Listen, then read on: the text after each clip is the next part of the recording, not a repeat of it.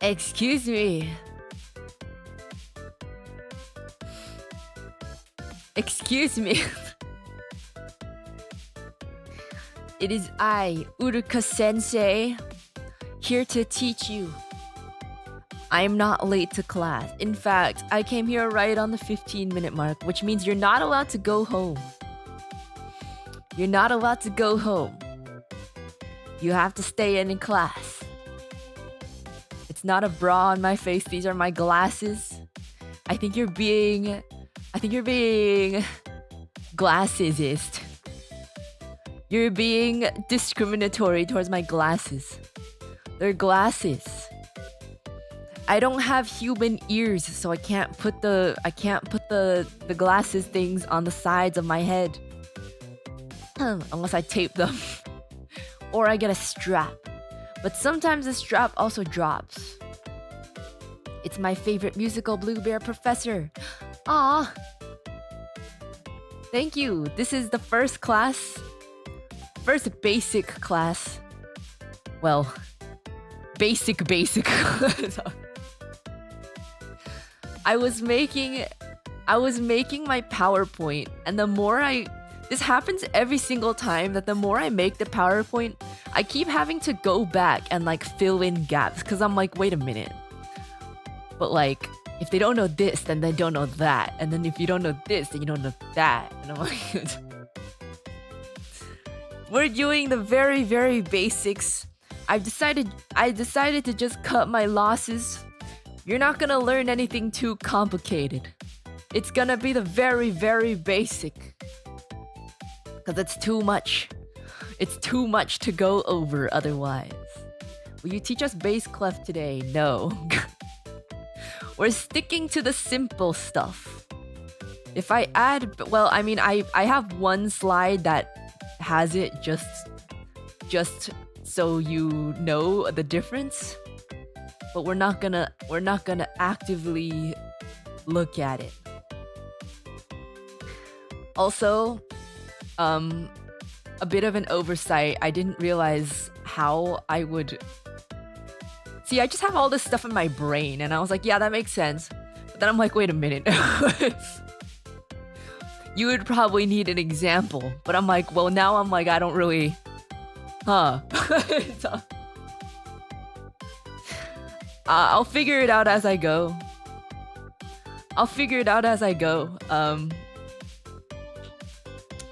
Understanding and teaching are two different skills. Yeah, because it's like, now I know like why my dad is such a bad teacher, because like he just understands everything. He just knows everything, so he doesn't know how to explain it. I did my best though. I'm trying my best. I think I have to whip out like my keyboard or something at some point, but I don't know, we'll figure it out. We'll figure it out as we go. But I do have my PowerPoint, and I tried my best to make it as understandable as possible. But I've never taught this before, so we'll see. We'll see if it's understandable. I've got my notebook and my study cap on. Yay! I'm super excited to be learning sheet music. I'm sorry in advance if I ask a lot of questions. I'm very curious. No problem. Feel free to ask any questions as long as you're not trying to be one of those...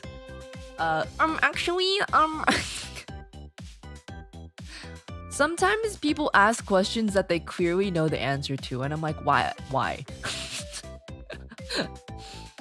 I am very open to questions.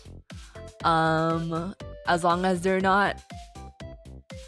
Some teachers are like, there's no such thing as a dumb question. Yes, there is. There is such thing as a dumb question. I think the accurate thing would be, if you actually want to learn, there's no such thing as a dumb question. There's plenty of dumb questions, aka things that are not related. Things that you clearly know the answer to. Things... Yeah, those are basically the only...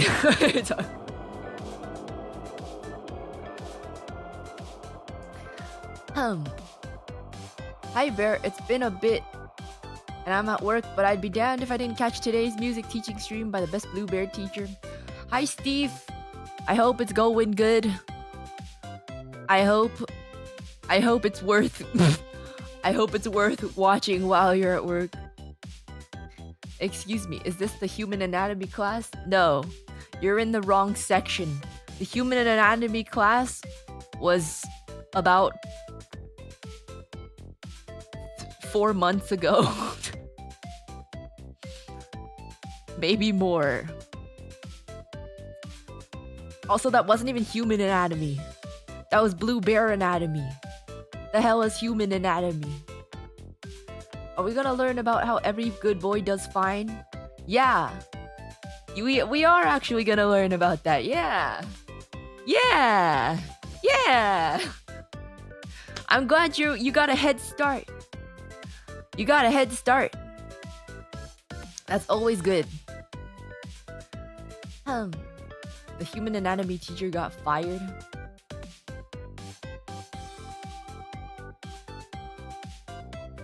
I don't think we even had human anatomy. It was just Blue Bear anatomy. Did we have human anatomy?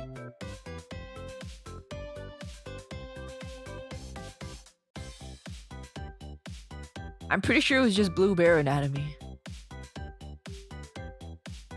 It was bear anatomy, yeah. Yeah. Will I be able to play saxophone with my after today? I'm not teaching you how to play any instruments. I don't think you'll come out of this. Playing an instrument and being able to read sheet music are two different things.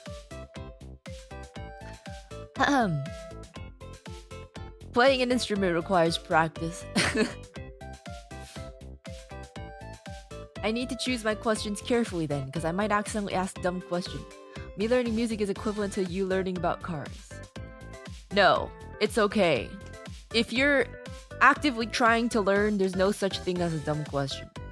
It's only a dumb question if it's completely unrelated. Or if you're trying to be smart. If you're trying to learn, for real, there's no such thing as a double question. Okay. Let's go into presentation mode. Slideshow. Wait. Presenter view. There we are. Wait, actually, I'm gonna do this on my other browser. Will this class teach us how to pick up chicks? Unrelated.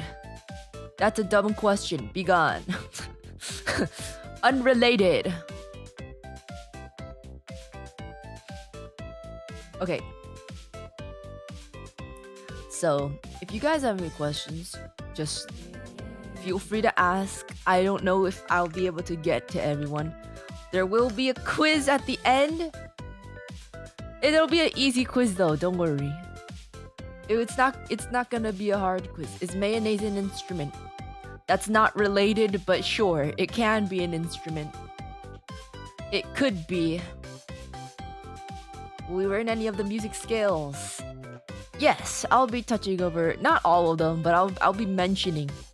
This is literally just how to read the blobs on the lines 101. We're not gonna be going very in-depth.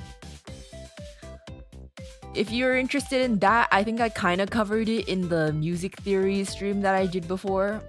I don't remember what I did at that time, so I'm actually not sure, but I think I went over that on there. But let me set this up in studio mode first.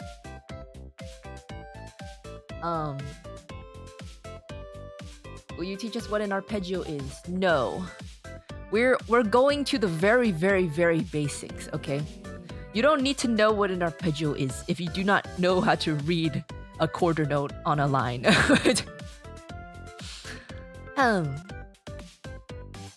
We're doing the very, very, very basics. When I say very, very, I mean very, very, very basics. Okay, here we are. Here we are. Where's the syllabus? There's no syllabus. We're just going right off my PowerPoint. I did not make a syllabus. I made this lesson as I went. There is no syllabus. But if you do well on this class, I will give you a pat on the head. That's what you get. Alrighty. Alrighty.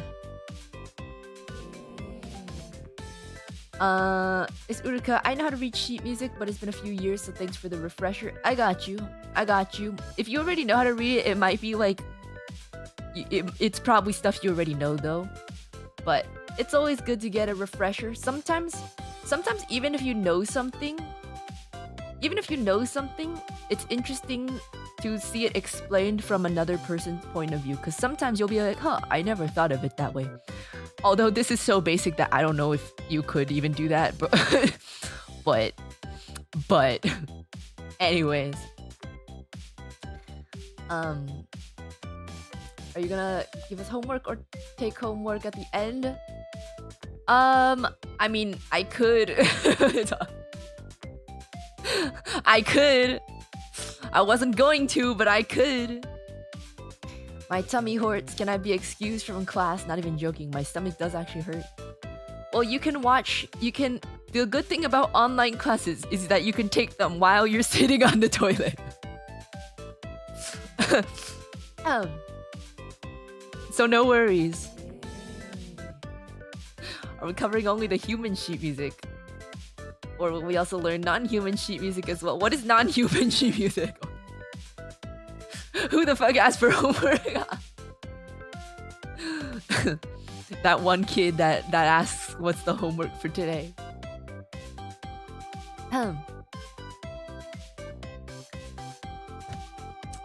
Only if the professor doesn't require cameras to be on. I don't require cameras to be on, don't worry. I don't want to watch you shitting, it's fine. Okay. Here we are. Oh, there's like a little gap. Let me close that little gap right there. Ugh. Ugh. Ooh, wah, wah, ooh, wah. Ooh, wah, wah, taku, taku. Ciao. Okay.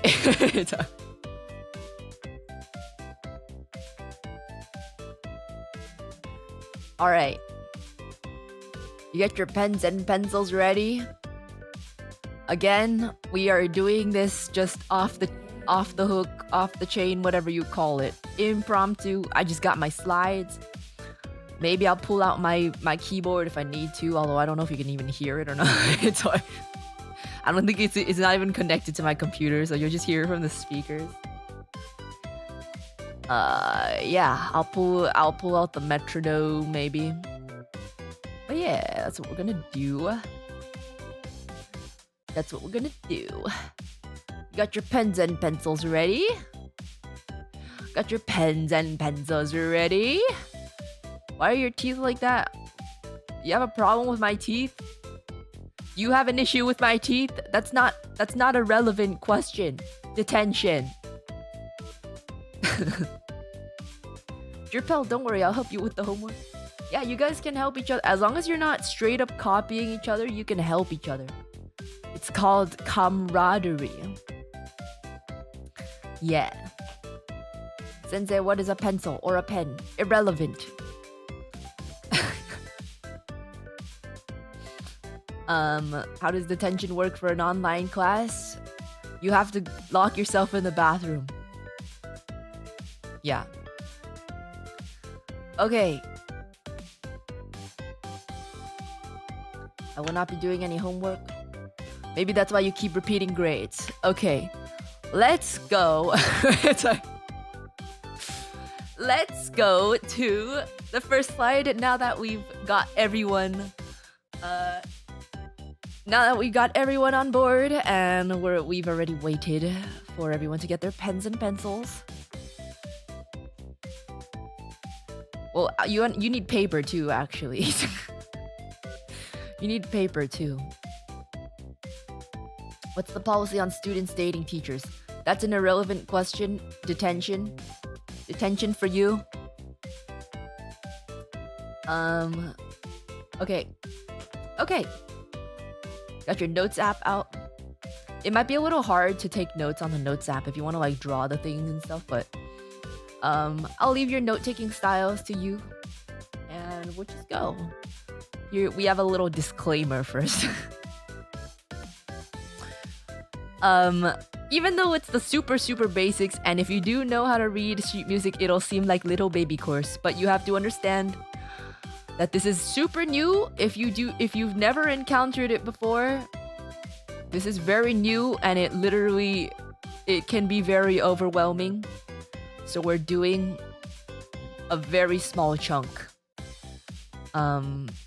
This is only the beginning.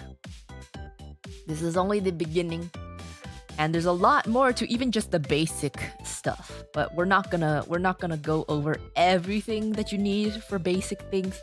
Just the super basic. But just know that there's a lot more. And no worries if you're overwhelmed, because again, even though it's the beginning, it's still a lot to take in at once. It's practically like learning a whole new language. So don't worry. Note, Uruka's not a good teacher, but she'll try her best. I will try my best. In the beginning. Teacher, I'm a percussionist and it scares me when the notes change elevation. Don't you have to... If you're a percussionist, you need to know how to read sheet music too, what the heck?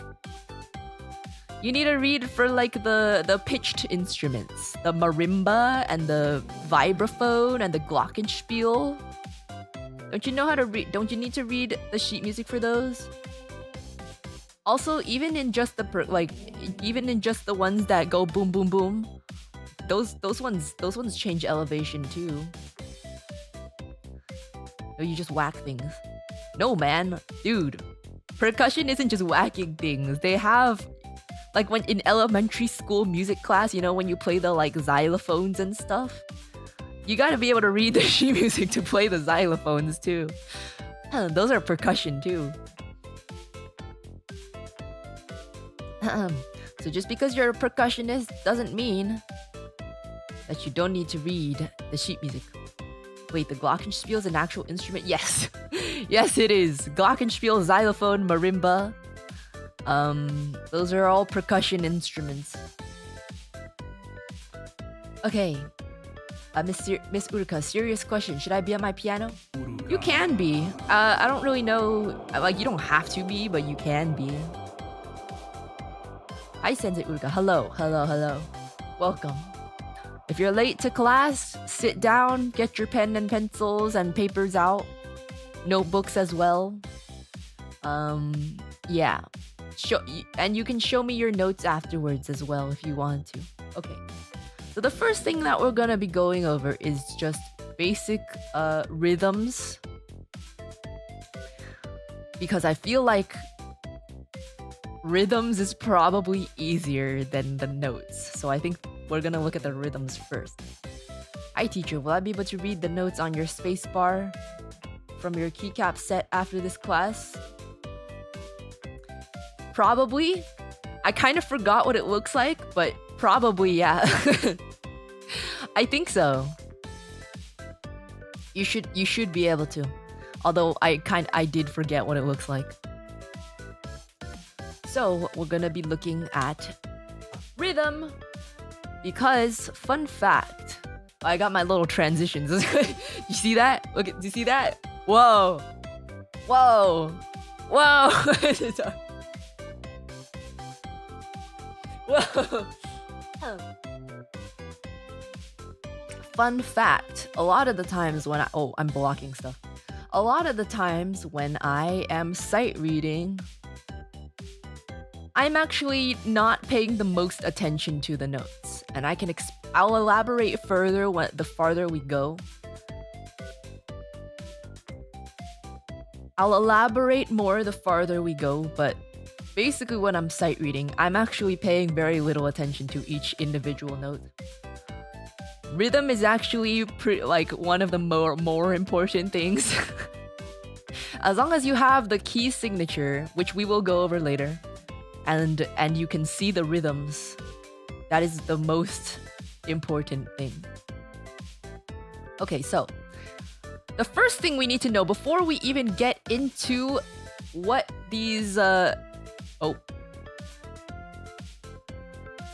know what? I'm gonna use my on-screen pointer. Hold on. I feel like it's too hard to see my cursor. Where's my Kuma pointer? Here.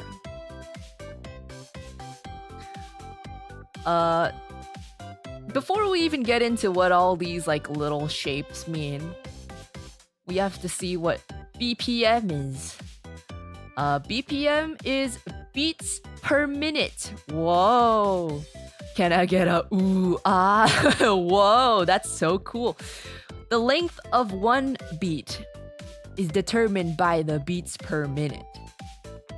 So if you have a higher BPM, a higher number of beats per minute, that means that there are more beats squished into the same amount of time, 1 minute, which means that each beat is a shorter length if it's a higher BPM. So it's a faster tempo. Whoa.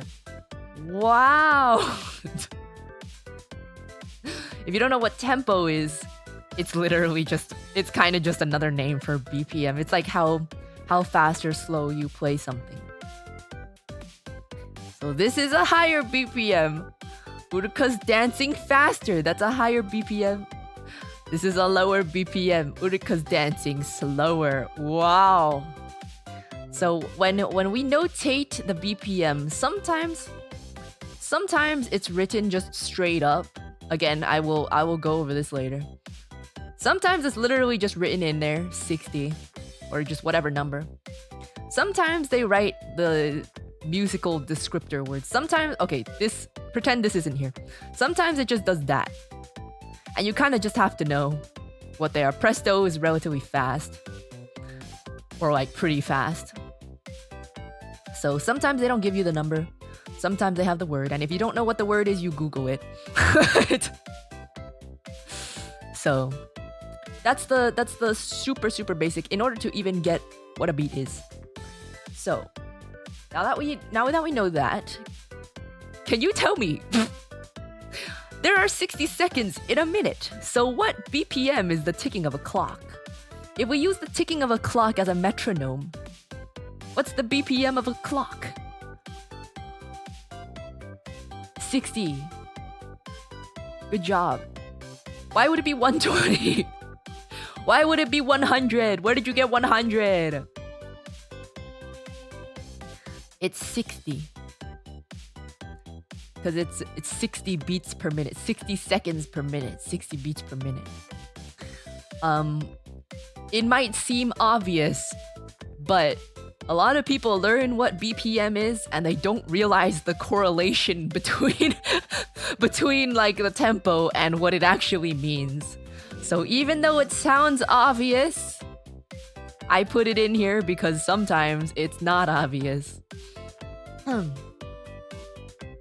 1,440 divided by 24. Where are we getting these numbers? Okay. Now it gets a little more complicated. Ooh, transition. Ooh, okay. I'm like blocking shit. Let me try to make myself skinnier. I'm getting smaller and smaller as this presentation goes by. Should we?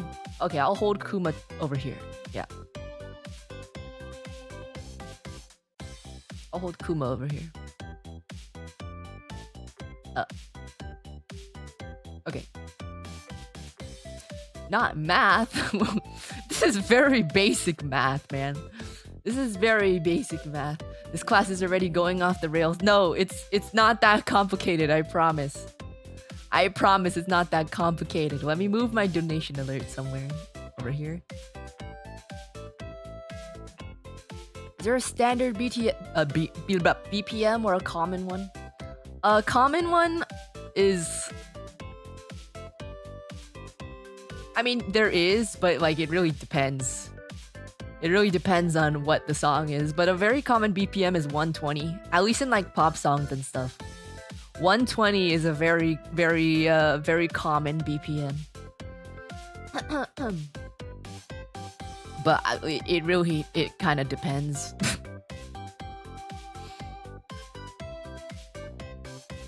So, note values.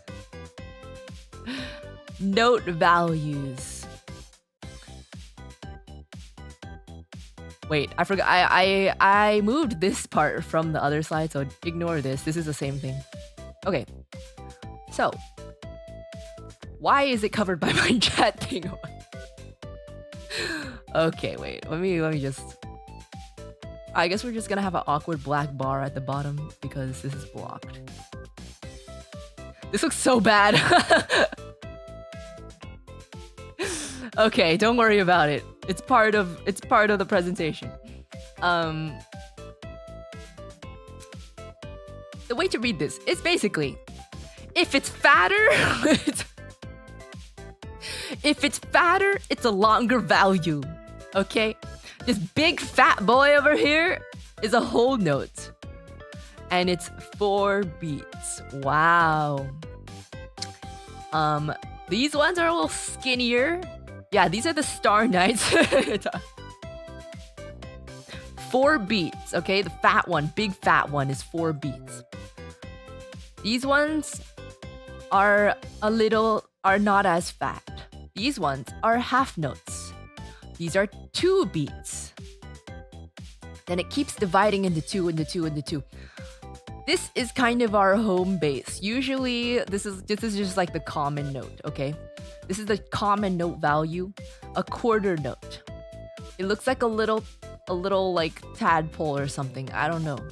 But this is 1 beat. So each of these will be 1 beat. These are 2 beats, 4 beats. Keeps dividing, keeps dividing. These are 8th notes. These are 16th notes. And basically, the more little tails you add, see how the 16th notes has 2 tails? 8th note has 1 tail. Quarter note has no tails. Anything that is hollow should not have any tails. If you add another tail to this, it'll become a 32nd note. If you add another tail to that, so you'll have 4 tails, that's a 64th note. And if you add another tail to that, it's a 128th note, which you should not be using. You should not really be seeing. But basically, the more tails there are, the more you divide. The tails keep dividing, dividing, dividing. So, it's a little confusing because there's so many numbers. But,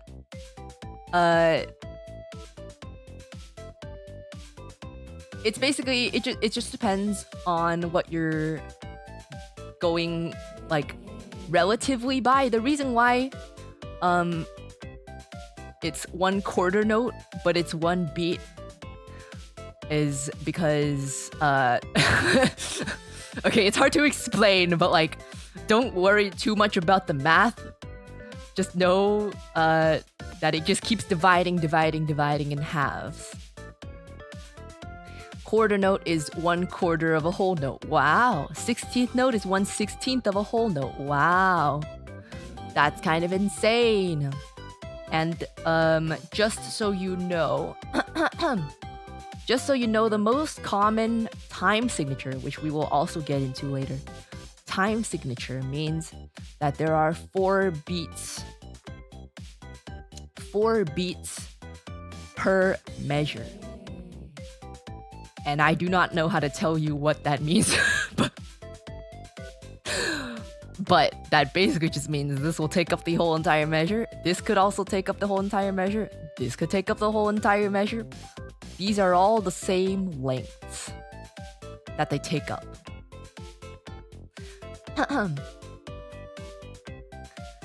Will we be covering key signature and accidentals? Yes. Yes, we will. Later. Miss my my homework. I forgot my pen too. That's too bad. I guess you'll just get an F then. One whole note is 4 beats in a second? No. No. So, let's go back to the BPM, right? We have beats per minute. So, beats per minute, if we have a quarter note equals 1 beat, right? And if we're considering that the time signature is 4/4, again, don't worry about it. Just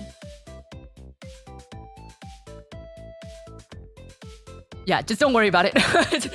1 quarter note equals 1 beat, okay? Which means that depending on the time signature, that will be how many of these there are. How many of these there are in 1 minute.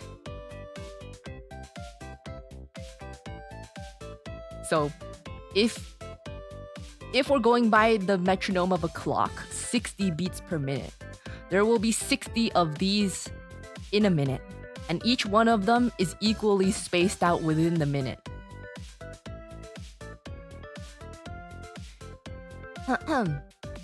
So, a whole note takes up 4 of these. There are 4 beats in a whole note. So, if we want to count how many whole notes there are in 1 minute, which doesn't really make sense because why would you do that? But in the case that we want to do that, it'll be 60 divided by 4, which is 15. Just to show you the math of it, just so you know, like, the math of it. But there's not really any reason to count the amount of whole notes in a minute. But just to show you the math of it. How long is a measure? Like 1 second?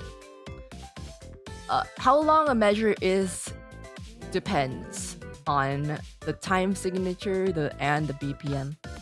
I will go over the time signature later, but I just want to show you this before that.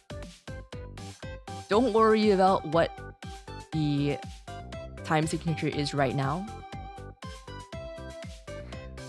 But if I pull up a metronome, right? Let's turn off the BGM for a second. If we have a metronome, okay, it's automatically at 100. This is 100 beats per minute, right? So if we do a bit of counting, right? Follow along.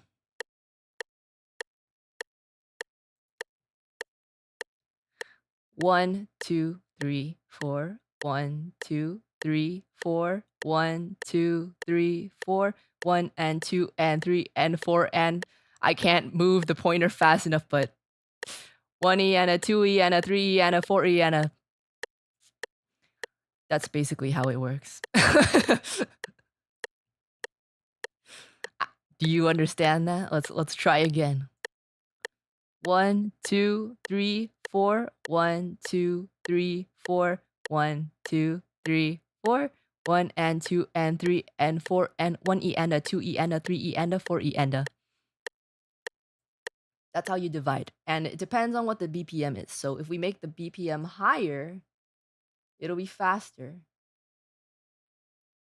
So if we put it to 120, that's faster.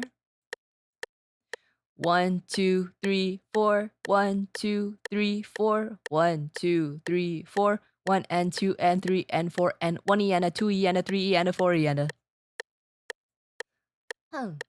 And then if you make it slower, it'll be slower. So basically what this is you're just trying to fit these equally into the amount of space that you have, right? So this is 70 beats per minute, much slower. 1, 2, 3, 4. 1, 2, 3, 4. 1, 2, 3, 4. 1 and 2 and 3 and 4 and 1E and a 2E and a 3E and a 4E and a. Is that easier to understand?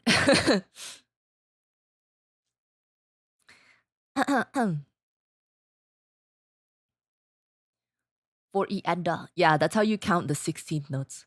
1E and a, 2E and a, 3E and a, 4E and a. Don't ask me why. I don't know why. That's just how that's just how it is. So essentially, depending on every tick is a beat on the metronome. Yes.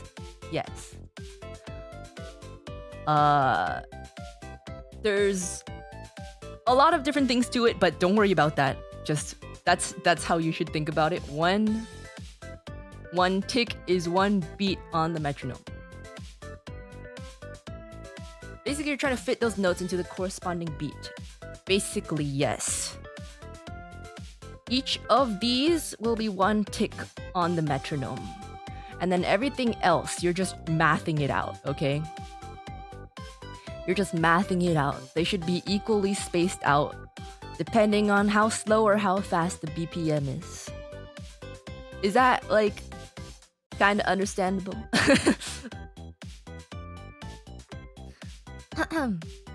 Tempo equals speed. Time signature equals number of steps. I wouldn't say number of steps, but again, I will go over time signature later. So don't worry about that right now. We just need to know this at this point in time. We'll go over time signature later. I kind of ordered everything how I thought it would make the most sense. Maybe it's only in my brain that makes the most sense, but don't worry about time signature at this moment in time. 60 beats per minute, my stepdad would be proud. Okay. Okay. This takes back in band at middle school. Yeah, if you're here and you haven't looked at sheet music in a while, I'm glad to be your refresher. So 1/8. So 8th notes would be 2 beats per tick. Okay, so we want to try not to mix up terminology, because that might get confusing. If we're considering each tick one beat, yes, there will be 2 of these in each beat, each tick. Sorry, no need to apologize. It's just we don't want to confuse ourselves, right? We don't want to confuse ourselves. So an 8th note is half of a quarter note, so it's half a beat. So there's 2 of them in one beat. 1 and 2 and 3 and 4 and 1, 2, 3, 4. You have the beats in your head just by looking at the BPM number. I can estimate it. I can't get exactly, but I can get close. Although right now I have not really looked at anything in a while, so I might have lost my internalization.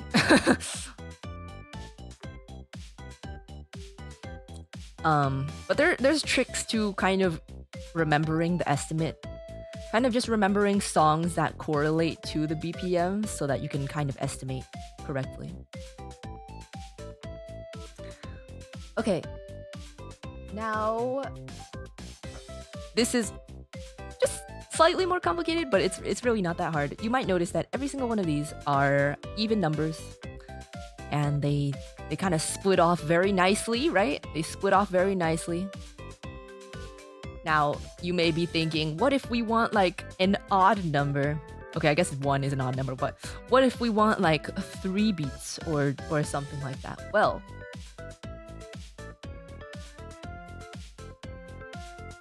here we see you can add a dot to the note to change the length.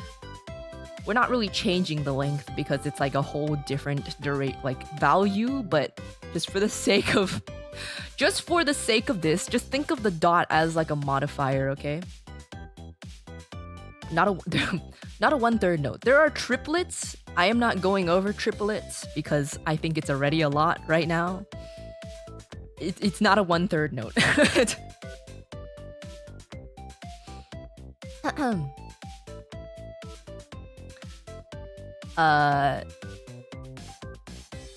Basically, when you add a dot to the note value, again, we're just thinking of the dots as modifiers. When you add a dot, you're adding half of whatever that note is to it. So it's very mathy. So a whole note, if you remember, I added the names just in case. A whole note is 4 beats, right? You add half of a whole note to the whole note, which makes 6 beats. A half note is 2 beats. If you add a dot to it, it's 2 plus 1, 3 beats. 1 beat, if you add the dot to it, you're adding half a beat, so it's 1.5 beats. Now, if you add a dot to an 8th note, you add 1/4, and it becomes 3/4 of a beat.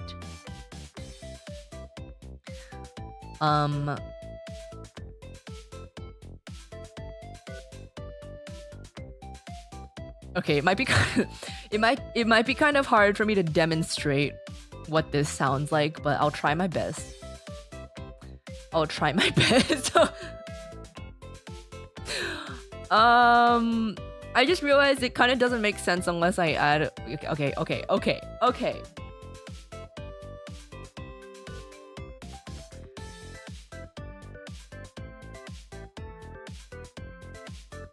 No, wait.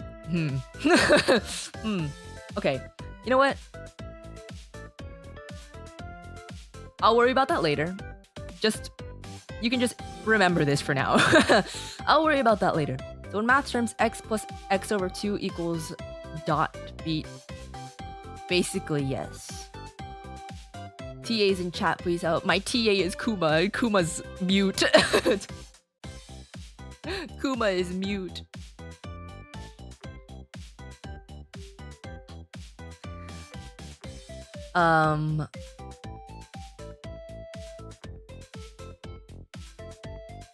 Okay, you know what we're gonna do?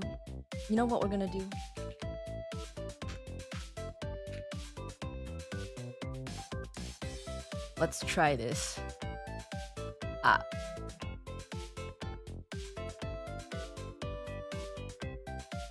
I will try this.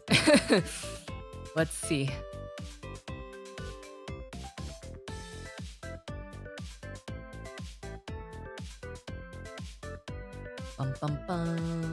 I don't know if this can capture.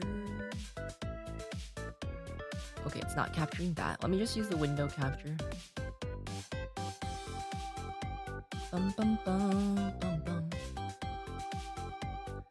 Okay. If we want to see slash here, the dotted notes. Okay, we're on 4/4, so I can't really do that. But if we do a dotted,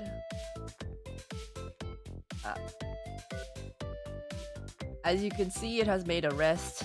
I haven't showed you the rests yet, but in order to round it out, it would be like this. And I'll show you.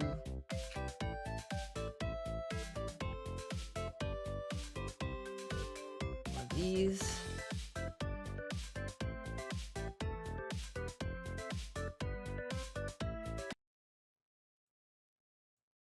It might be kind of hard to tell though.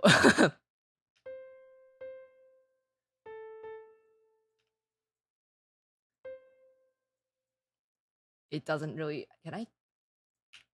I do not remember how to use MuseScore. Oh, here, metronome.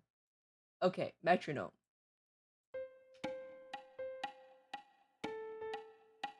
Wait, why am I so zoomed in on this window?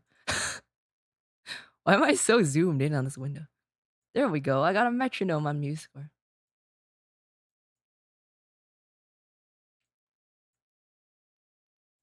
Ah.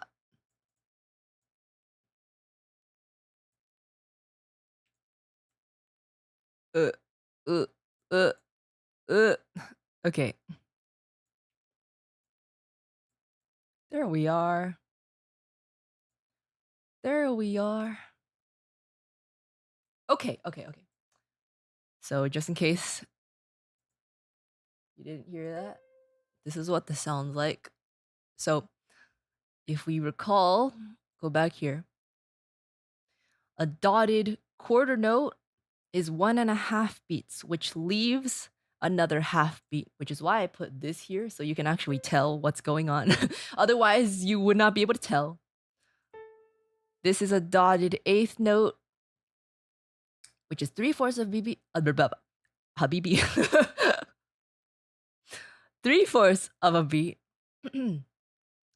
Which leaves 1/4 of a beat left, which is why I just put this here so you can actually tell. So let's hear that again with the metronome. Why does it move over like that, bro? Not sure if you can tell, but basically this is being held longer than that.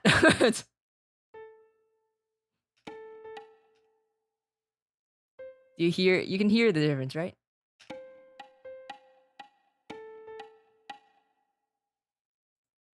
Okay, maybe you can't hear the difference with the notes, yeah?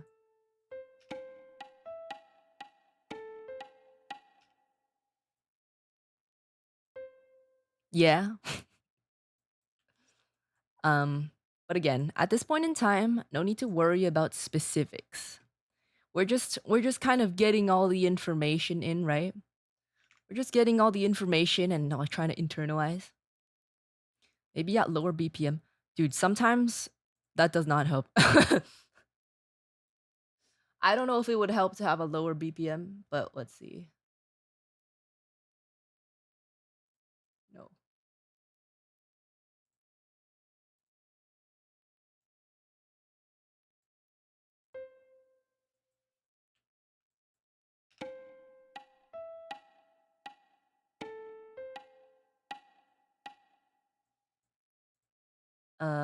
Compared to if I just went like this.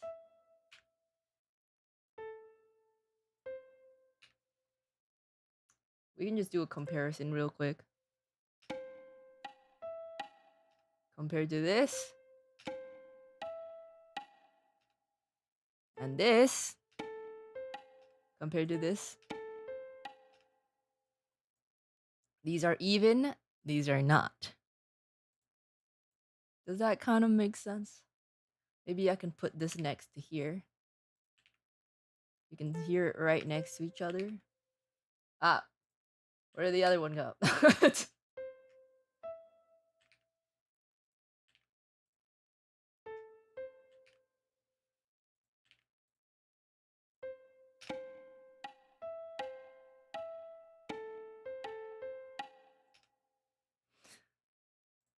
As long as you kind of hear what's going on, I wouldn't worry about I wouldn't worry about all the specifics of it. Yeah, you don't be like, oh, it's math. 3/4 of a beat.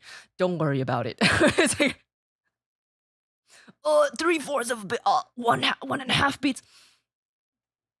As long as you're internalizing the difference, don't worry about that. Okay, like,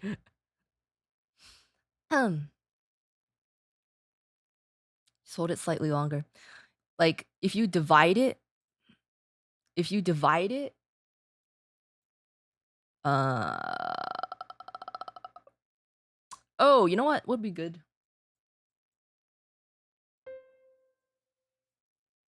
Okay, wait, let me do this. This is the same.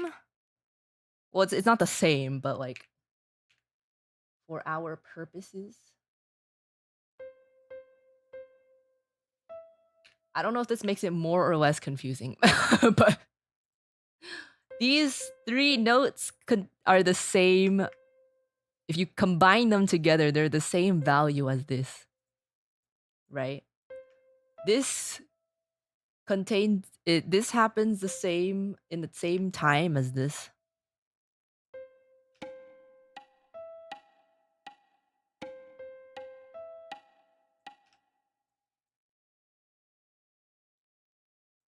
So yeah, there is like a specific length, but I'm just showing you this so that you kind of know about it in the back of your head.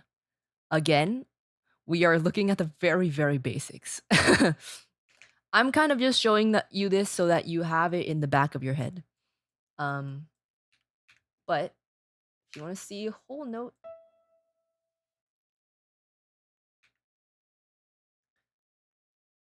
versus half notes.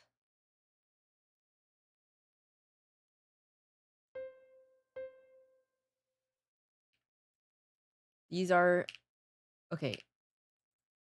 I guess this is good to mention at this point in time that the whole note, this is what I was talking about before. The whole note takes up this measure. Each measure is the part like this section. Wait. Between these two lines is one measure. This whole note takes up the whole measure. These two half notes take up the whole measure. If I do 4 quarter notes, it takes up a whole measure. Right? If I do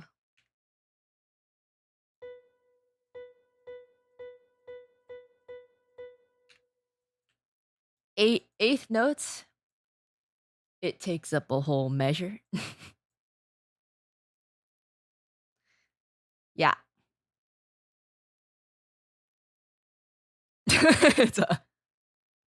It's 4 beats per box.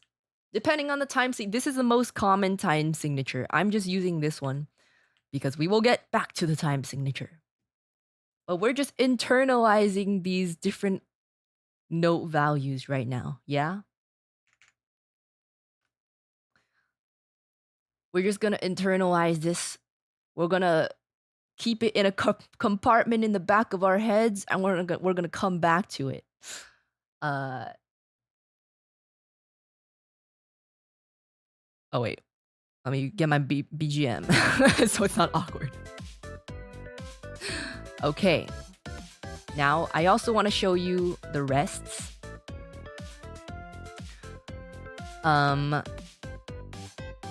It's basically the same thing, but they just look different. They look different, and it means you should not play in this duration of time. So, a whole note is a little black rectangle hanging off of one of the lines. How you kind of remember it is that this is a fat boy.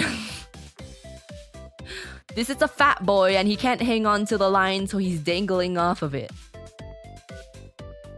So a whole rest is the one hanging off the line because he's too fat. That's 4 beats. Now a half note, because it's not as fat, it can sit on the line, right? 2 beats, okay? Same duration, same note, like same value, except you're just not supposed to play in this time. This is a little squiggly line. The little squiggly line is 1 beat. Same as a quarter note, except you're not supposed to play. This thing, I don't really know how to describe it. I guess it kind of looks like a cane. I don't know. But it's a half beat. And it's the same duration as an 8th note, but you're not supposed to play. An axe. I guess it kind of looks like an axe. Yeah, these things can have dots too. I don't have an example with the dots, but these can have dots too. So the same as the notes, it's the same formula, but again, it just means that you're not playing for that amount of time. Yeah, they can have dots too.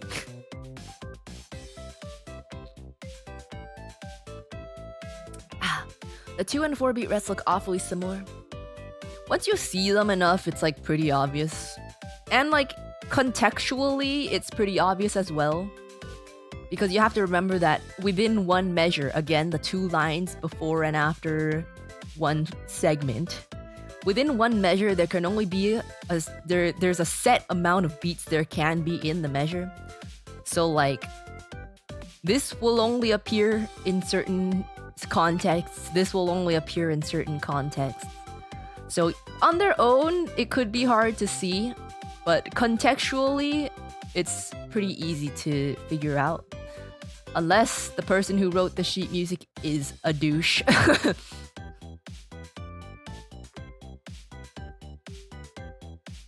Half rest equals hat rest, because it looks like a hat. It does look like a hat, like a top hat.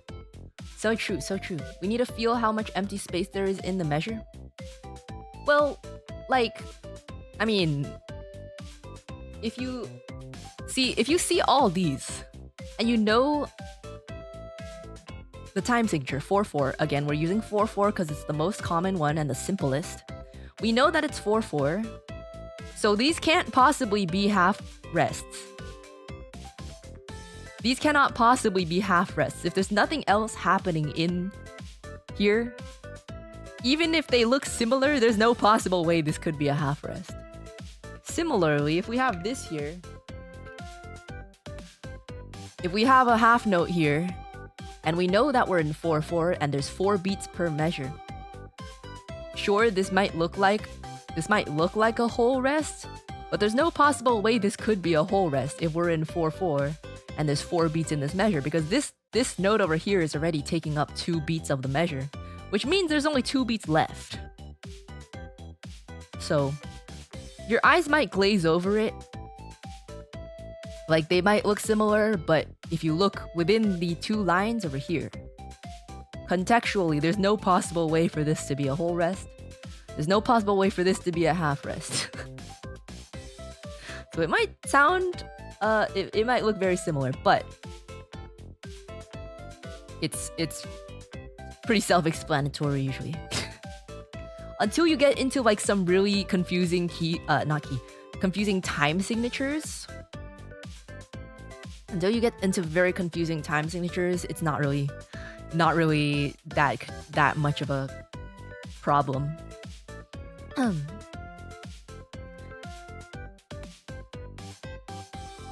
Whole rest is under the line, half is above the line. Yeah, whole rest is hanging off the line because because he's a fatso. Half rest is on the line. Half rest, hat rest, as someone said.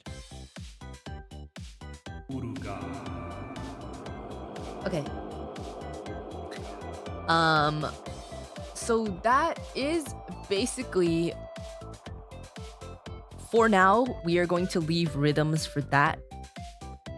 And we'll get into time signatures later. I know you guys are very eager to learn about time signatures, but I've put this in order of what I think probably works best and makes the most sense. So before we get into time signatures, I will show you actually what the little blobs on the lines mean. I am here for the blue bear. Who is this dorky music teacher with the glasses? I'm a blue bear. Maybe I'm not your blue bear, but I am a blue bear. Written music is universal for every country, right? No, actually. Some places have different music notations. I am not familiar with a lot of them, but if you play a Chinese instrument, it's actually not. It doesn't use this. This is considered Western music notation. As far as I know, Chinese music uses different sheet musics. I don't know about other countries, but this is for like Western. When I say Western, I mean like, you know, when you think about classical music, you know, Mozart, Beethoven, blah blah blah. It's the standard for just Western music. But once we get into like different kinds of like different world music, it might start to differ. Are you good at reading Chinese sheet music? No. No. I am. Look, I have an erhu, but I am not good at playing that thing. I can somewhat figure it out, but I've only been exposed to that for since I've had the erhu. If you're curious what it looks like, I can show you a picture maybe, but it looks like numbers. I kind of don't want to show you so that you don't get confused, but just keep in mind this is not related at all, pretty much. This is just so you know that there are different notations.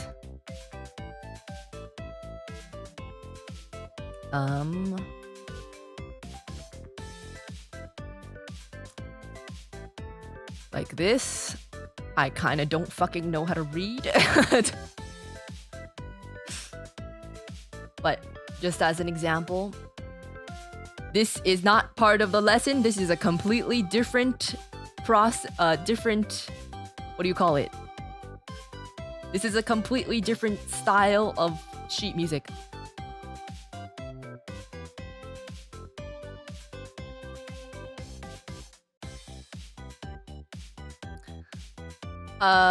Like I kind of know. I can figure it out if I look at it long enough. But I can't just read this right off the bat. What are the lines? Okay, so like from my understanding, right? It's similar.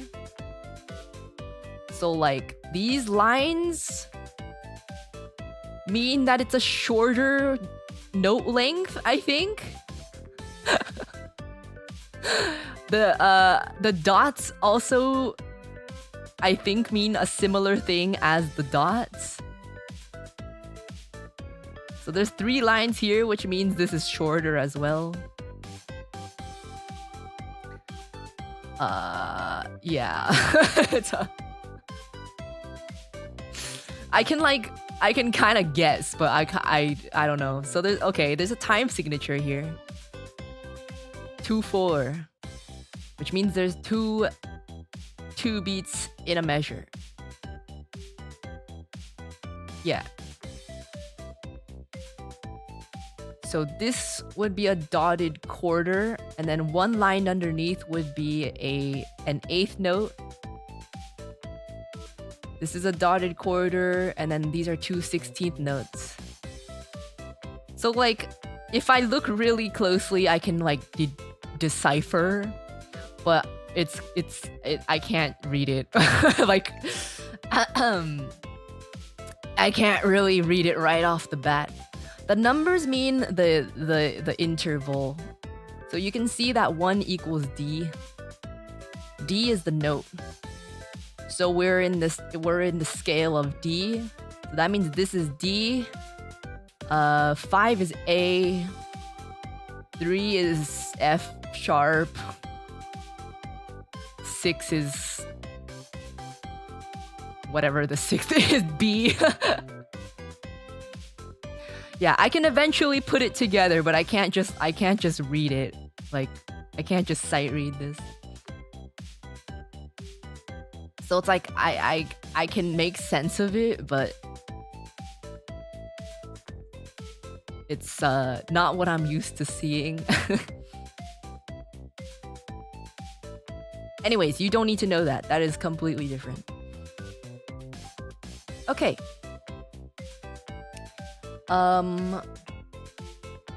Spent a way longer time on the first rhythm part than I thought we would, but it's okay. We got time.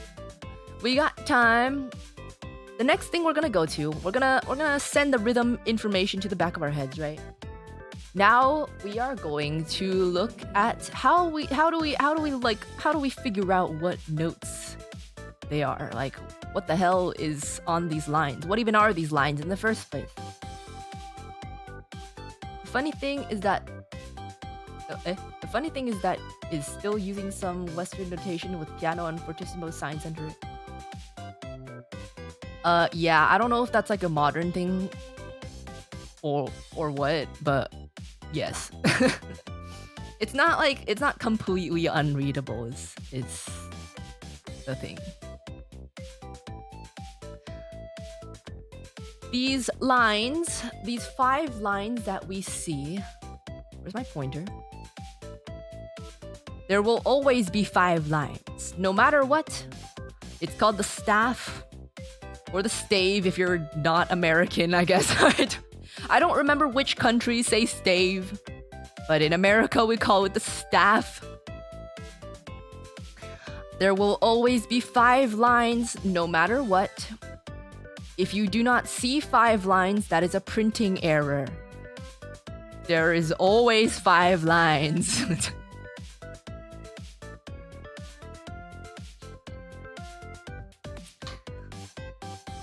Now, these lines are where we place the notes. Without these 5 lines, we do not know what the notes freaking are. This is what gives us context to what the fuck the notes are. There's a lot of things that gives the context, but this is like the base, okay? This is the base that we start with. Now the next base that we have to tell us what the fuck is on the sheet. How do we read the blobs on the lines? Clefs. They're kind of like parameters, I would say. I was trying to find ways to explain this in ways that would be understandable. The staff, this is always the same, no matter what. But we don't know if we do not have these and we just see the blobs on the lines. These mean nothing. Without these symbols, which we call the clefs, these blobs on the lines do not mean anything. You cannot assume what notes these are if you do not see the clef. If this thing wasn't here, we would not know what note this is. So the clefs are parameters to tell us how the hell do we read these notes.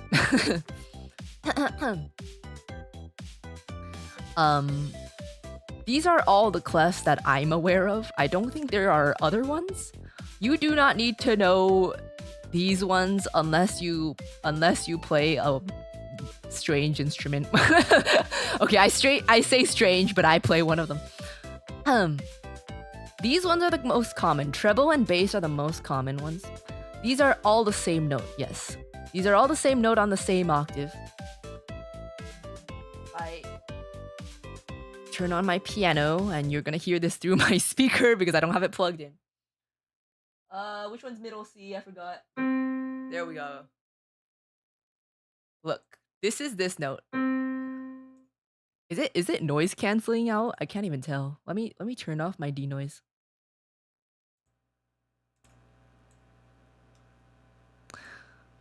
This is this note.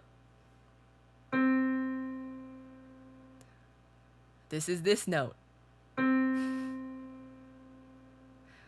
This is this note. This is this note. So they're all the same. If you play them, they're all the same. Holy shit, they're the same. That's crazy. That's kind of insane. They're all middle C, all of these.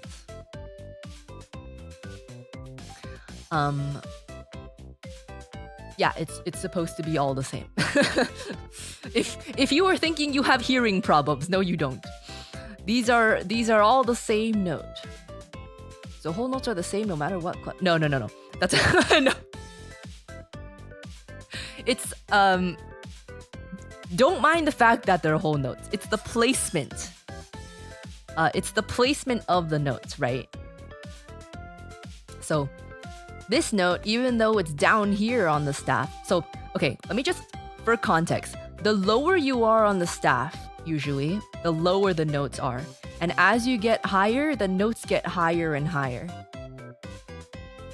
Okay, so if we do not have this clef here, if this wasn't here,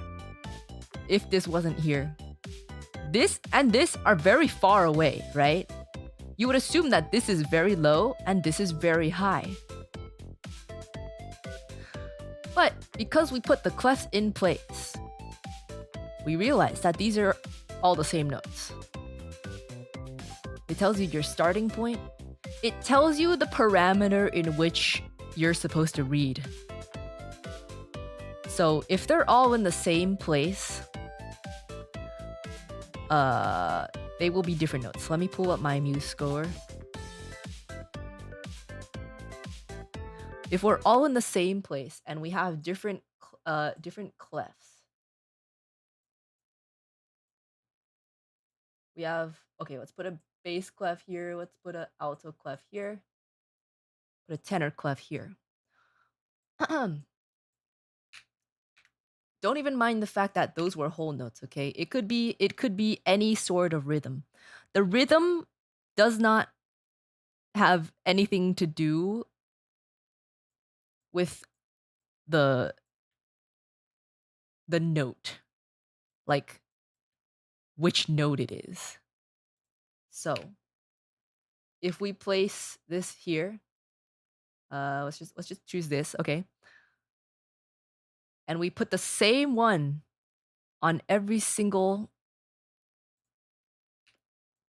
line.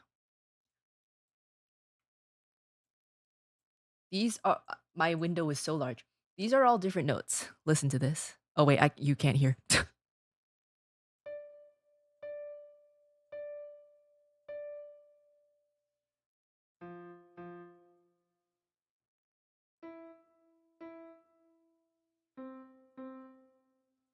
So what I'm trying to say is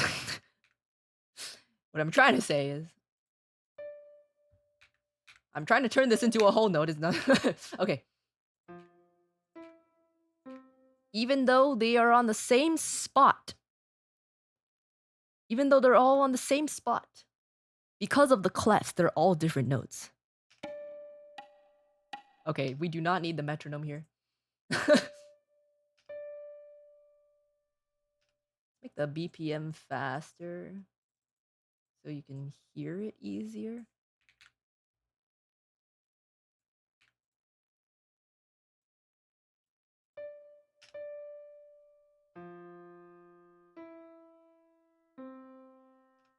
So they're all different notes. Even though they look like they're on the same place, they're all different notes.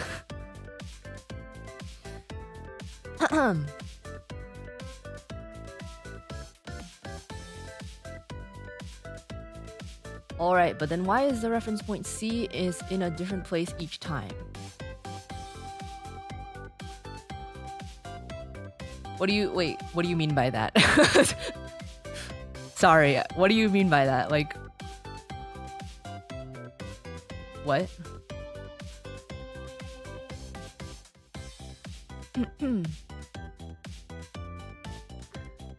Why don't they just use a little arrow for where middle C is? Wait, what do you mean? They are all C, but they don't stick to the same line. That's... yeah. Because if they were all C and they all stuck to the same line, there would be no need for the different clefs. Right? So the reason why we have different clefs, the reason why this, even though these are the same notes, this one is so low, this one is so high, this one's in the middle, and this one's like just randomly here. The reason we have these different ones is because some instruments... I thought clefs meant different octaves. No. These are all the same octave. These are all the exact same note in the exact same octave. The reason why we have these different clefs, and they're all in very different places, is because, and don't get too caught up on the fact that it's a C. This is just an example. We don't care where the C is. This is just example. These are all the same notes. The same note but different orientation? No, these are the same notes. They're just they're notated in a different clef. Because some instruments have a higher range. A higher range instrument would use treble clef. A lower range instrument would use bass. So, when you play piano, right? If you're playing piano, piano has two lines. Usually the top line is treble clef and the bottom line is bass because the top line is playing the higher notes and the bottom line plays the lower notes.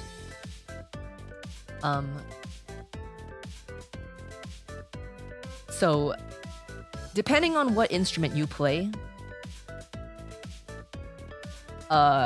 you would use a different clef.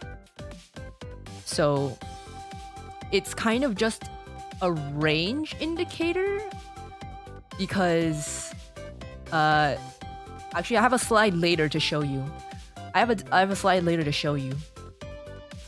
But if every single instrument was using treble clef, the lower instruments would be all notated like below the 5 lines. If it was a higher instrument and we were all trying to use bass clef, it would all be up here. So it's kind of just like a range indicator. Yeah. And sometimes it switches between clefs depending on what you need. So for me, I play viola. Viola, as far as I know, is the only instrument that uses alto clef. The reason is because it is in a very strange range. But once you get higher, once you get up here, the clef will change on the sheet music. It'll change to treble clef because it would be too high up here to be written. So once we get to the up here range, up here in alto clef is around over here in treble clef. So it's just so it's easier to read. Because I have this circle because we are focusing on treble clef. We're focusing on treble clef. Okay.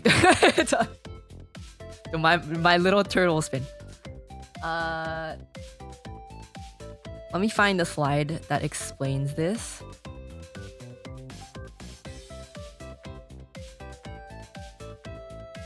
Where is it? Like pretty far away. Where is it? I'll go back to these, but for the sake of explaining... Okay, here we are. For the sake of explaining. So, this is why. You can play notes lower and higher than the staff, but it gets very difficult to read. It gets really hard to read. As you can see, you gotta start like counting all the little lines above and below. So, to avoid this kind of thing happening, that is why we switch clefs, so that we can be in a more comfortable to read area. It's a range indicator. Because this is really hard to read. It's very difficult to read, and if we were playing a low instrument like a trombone, trombones use bass clef. If we were playing a trombone, every single one of our notes, if we were using treble clef, would be below here. It's just to make it more comfortable to read because there are a very large range of notes, very large range of instruments, that sort of thing. So treble G is like bass B.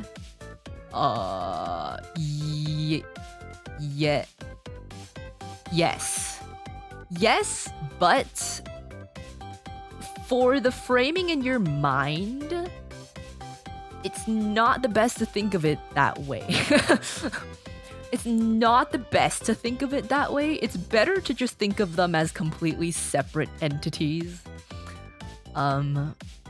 Because once you start relying on like relating one clef to the other, it's like I have to think about what this is in treble first, and then convert it to bass, you know, which is fine in the beginning, but like if you do want to start learning to read it straight on, not the best practice. I say as someone who can't really read bass clef straight on. But yeah, this is the reason why we have the different clefs. It's just, there's too many lines. It can't be read. Each instrument has its own very specific range. So we don't want a violin to be playing in bass clef because it's all gonna be up here and probably even higher. We don't want a cello to be playing in treble clef because it's all gonna be down here. Even lower than this, in fact. So yeah. That is the reasoning behind the clefs. And that is why they are so different. Where's my... Here. How do I get back? Oh no. Okay, I think I'm going forward instead of back.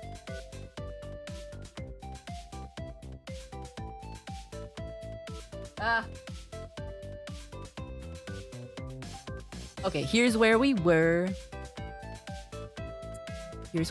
Okay. So, now we know the different clefs exist. This is just to let you know that you should not assume everything is in treble clef. If we do not see a clef, we do not know what the blobs on the lines are because we do not know what the context is. We do not know what the parameter is. So, if there's no clef, this is meaningless. Notes can only go up/down 5 lines past the staff. No, it can go as low or as high as it wants to be. As much as they want to make you suffer. As a composer, you can do some really diabolical things. You can do some really diabolical things if you wanted to.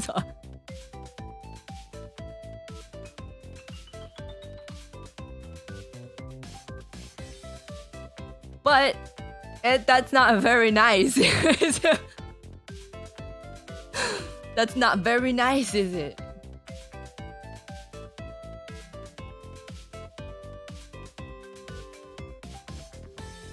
You can go very low, very high.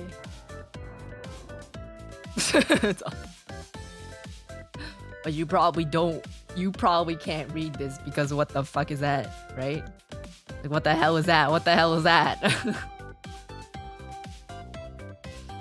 So, you could, but why would you? How do you tell what note it is?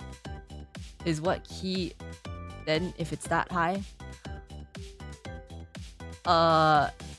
Okay, so key is unrelated in this situation. This is just a note. This doesn't happen. If we're this low, we would use bass clef.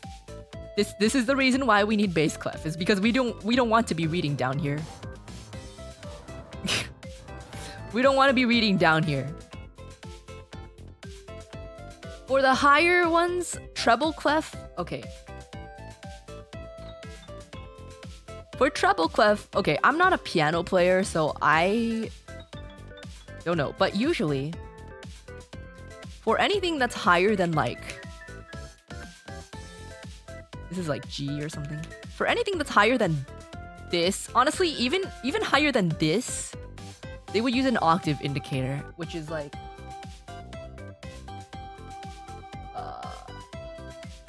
if you want to go, where is that? I don't even know where those things are.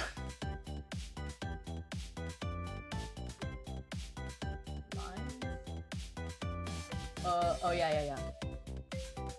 If you wanted to go higher, it would use an octave indicator.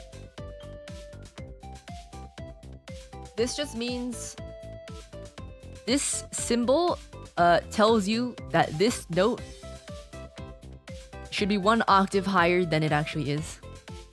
So instead of writing like freaking... Okay, just as an example, right? We can just... This... I know MuseScore is not playing the audio of it, but this is the same as this. Okay, it actually is showing the audio. So, get rid of this. This is the same note as this. So if you play a really high instrument, right? Like a violin or piano, once it gets past a certain point and people don't want to read all the way up here, you would just use this octave indicator. It just tells you to go an octave higher.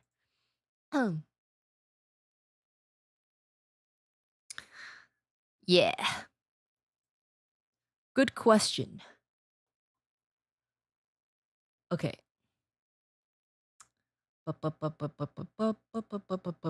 Where's my... I have so many windows. Where's my... Okay. So an 8 tells you what octave to go into. Yeah, an 8 just tells you to go up an octave. I don't play a bass instrument, so I'm not sure if there's one that tells you to go down an octave. I'm not familiar, so I don't know. But yeah, it says 8 because you go up 8 notes. That's an octave. Up 8 notes is 1 octave. So that's the clefs, but you don't need to worry about these ones. I'm just showing you that there's different clefs and why they're important. We're just going to focus on treble clef because this is the most common one. This is the most common one. Although I do want to note that even if it has treble clef, sometimes the note is not going to sound the same. Because there's this really weird thing called woodwind instruments and brass instruments. And those instruments can be played in different keys. And what I mean by that is if they play a C, it's not going to be the same as if you played a C on a piano. So there's a lot of different things to it, but you don't need to worry about that. That's just something to keep in mind, especially if you want to send me sheet music, just something to keep in mind. Sleepy, thank you so much for the raid. Welcome, raiders. Welcome, welcome, welcome. Welcome, welcome, welcome. Welcome, welcome, welcome. Late to class, take a seat. Yeah, you're late to class. Although I guess it could be a transfer. You know, they were in a previous class and they're just transferring into this class. Thank you for the raid. Welcome, raiders. I am in the middle of teaching how to read sheet music. Very, very basic stuff. I'm trying my best to explain things in layman's terms and answer as many questions as I can. I know it's very confusing, but if you want to watch from the beginning of the VOD to get everything, feel free to do that. Otherwise, you can try to jump in from right here. Yes, basses and guitars use the lower 8 indicator to read an octave lower. Ah, okay. Yeah, I don't play instruments that do that, so I wasn't sure, but that's good to know. Thank you. I'm not dissing wind instruments. I used to play wind instruments. But it's just some people send me sheet music to read off of for violin karaoke, and I'm like, that's in a clef that I can't read, or is in the wrong range, or the instrument is just not in the same key.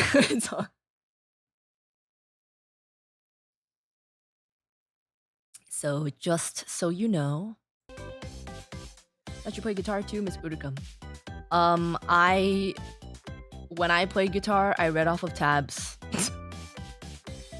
I can't read actual sheet music on guitar. Also, I'm so rusty that I don't think I can read tabs that fast anymore. I could read them pretty well before, but I haven't played guitar in a while. Okay.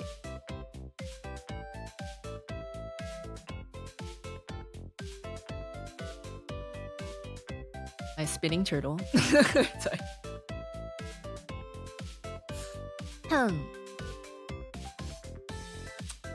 I forgot what this was for. I think it was just to show you the different notes. So if you're not sure what letters are used in music, it's very simple. Basically, just recite the alphabet, but starting from C. A, B, C, D, E, F, G, and then we go back to A. Yeah. There are only 7 notes. So we start from C. C is our home base. But just for remembering, you can just remember A to G. But C is our home base. C, D, E, F, G, A, B, C. Those are our notes. It goes back to D, E, blah, blah, blah, blah, blah. These are our natural notes. This is our home base key. There are no sharps or flats, which I will go over as well. So if that sounds foreign to you, don't worry. C is do. I don't really use do, re, mi, fa, so. Like, I learned it, but I don't really use it at all. Uruka, I learned the notes as do, re, mi. See, the thing is, even if you learn it as do, re, mi, sometimes C is not do. Sometimes any note can be do. Do is not necessarily always C. It depends on the key. If you're using movable do. So that is why I don't want to use do, re, mi, fa, so. Yeah. Yeah. So this is just to show you that these this is what it looks like on the sheet music. And there are no measure lines or anything, so don't worry the fact that these are whole notes. Don't even worry about that. This is just to show you how they look like on there. And this would be played as like this. My fan is blocking my piano.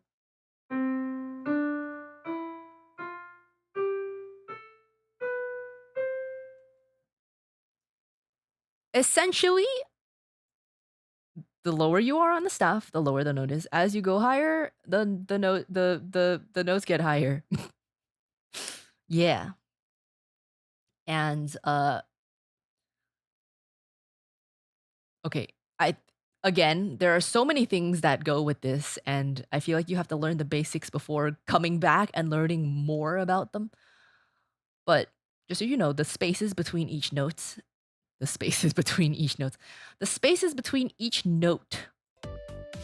is called an interval. And the interval can be big or small, depending on which notes you are playing. And the smaller the interval between the notes, the smaller the change is. The bigger the interval between the notes, the bigger the change between the notes is. And I think you can just remember that for now. I don't think you don't have to know the exact intervals, it's fine.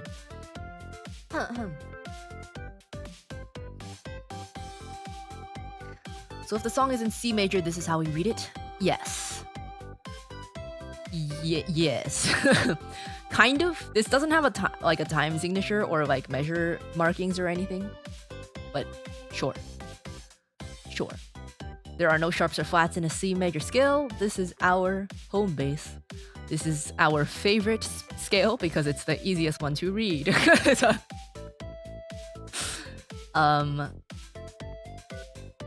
And if you don't find it intuitive to just remember the alphabet and place them on here like this, the way to remember where the notes go on treble clef is every good boy does fine. E, G, B, D, F on the lines. E, G, B, D, F, every good boy does fine. I'm sure you guys can remember that very well. because you're all good boys doing fine, right? And the notes between the lines are face, F-A-C-E. So if you just remember, every good boy does fine and face, then you can remember what notes go where. As you can see, E, F, G, A, B, C. Okay, on the line E, and then between the line F, G, A, B, C, D, E, F. Okay. Deserves fudge. I've seen many acronyms in my time. I've seen many different ones. Anyone is work. Anyone is work. Anyone works as long as you remember it. Every good bear does fine. Every good bear deserves.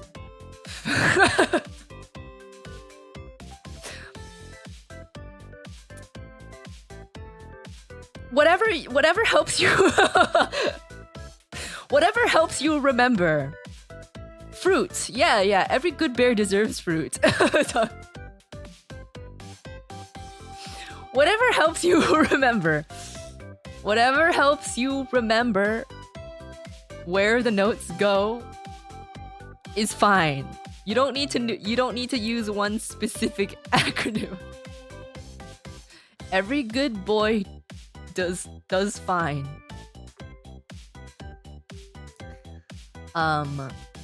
Yeah. As long as you can remember, whatever acronym you use is fine. If it's something diabolical, I don't want to hear it, but if you can remember it in your head, it's fine. This is a classic. Is there something similar for bass clef? Funny, you should ask. Yes, there is. Mr. Uruka, I'm confused between this example and last. This is just to show you the different ways to see how the notes land on the staff on these lines, because again, the placement of the blobs, no matter what they are, it doesn't have to be whole notes, doesn't have to be whatever notes. The shape of the note has nothing to do with what note it is. The placement of the blob, whatever the blob is, on the staff on these 5 lines determines what note it is. So don't even mind the fact that these are whole notes. Just pretend that these are blobs, right? You can remember it as just C, D, E, F, G, A, B, C. You can just remember it as it is. But those whole notes aren't even on the lines. It can be on the line or between the lines. So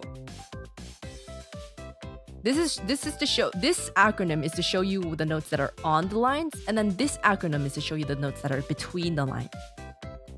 So every good boy does fine is the acronym for the notes that are landing on the lines. Face is all the notes that are between the lines. As you can see, the letters are between the lines over here. The letters on every good boy does fine are on the lines. Is that clarifying? Does that clarify? I'm not really sure.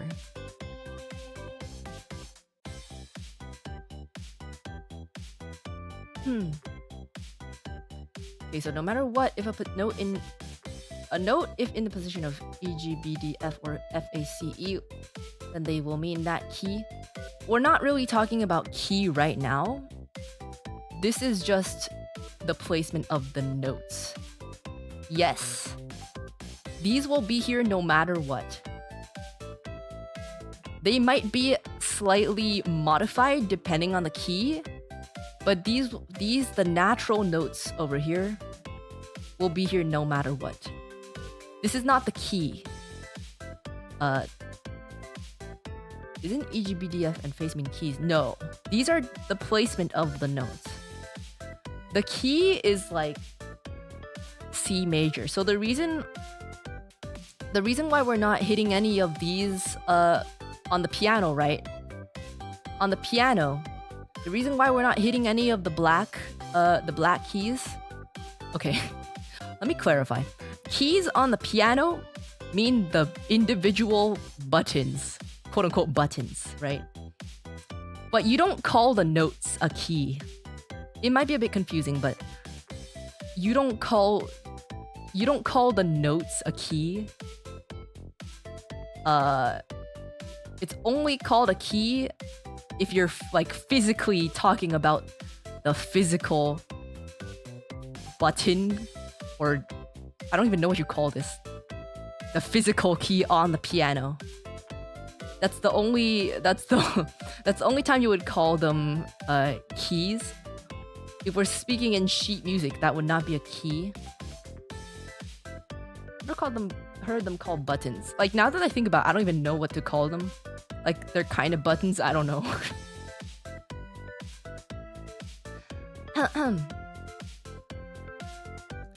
So we would not call each individual note a key. That is only if you're physically talking about the keys on the piano, not the notes themselves. Yeah. The piano teeth. Yeah, the piano teeth. Uruka, do you call it E sharp or F flat? Well, it depends on the context, doesn't it? You can't just call it one or the other. It depends. Okay. So EGBDF and face are note positions, and note keys. Keys are the physical action being pressed are called keys. We don't. Okay, I'm gonna show you. Key. When you say key, it usually means a key signature. When we say key, it usually means a key signature, which we haven't gotten to yet. We usually do not say key in any other context. You would only say key if you're a pianist and you're saying like this key on the piano, like the E key on the piano is broken or something. You wouldn't use it actually when you're speaking in terms of the actual music itself.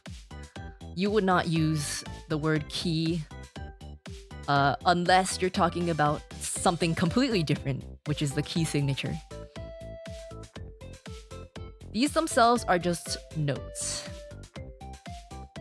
I hope that makes sense. The key means the piano teeth, not the squiggle. Yes, the keys of the piano are the piano teeth. These are notes. So if you're thinking in context of a piano, I can see how you got there. But for the sake of not getting confused, we do not call the notes keys. The keys play the notes for the piano, yeah. But we don't really say keys as piano keys. That's more of just like a physical instrument type thing, rather than the music itself. It is very confusing, and it's probably has to do with the fact that a piano is called a keyboard, so they call it a key. But just to clarify, the notes themselves are not called keys.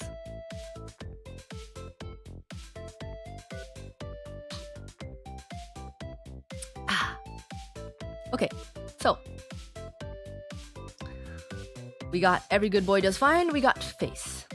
Yeah?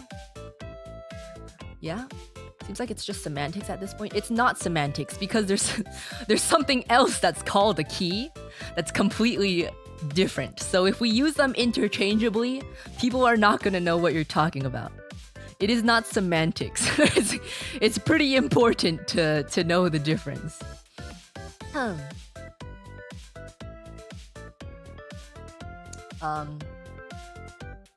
And if you are curious, we do have an acronym for the bass clef as well.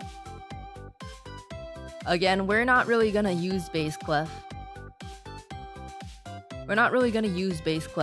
But if you're curious, I don't know why it's always good boys doing fine, and the sentence doesn't really make sense, but that's that's what it is. Good boys do fine always.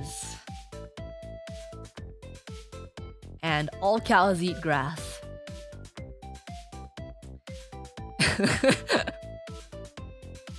I only remember that all cows eat grass, and then I just remember the rest of them around that. All kapipis eat grass. Whether that's true or not, I don't know, but you can think of that. As long as it helps you remember where the notes are, it doesn't matter what you're remembering. If it's diabolical, again, I don't want to know. But that's this is what it is for bass clef. Again, we're not gonna really go over bass clef, but this also goes to show that the placement of the notes depends on the clef, because these are, as you can see, very different. I'm not good boy, I'm stupid. No! Don't call yourself stupid! No! Don't do that. So the between are B, C, D.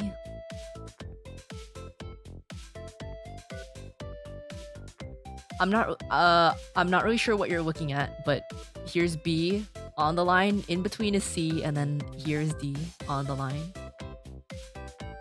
This is also B, C, D.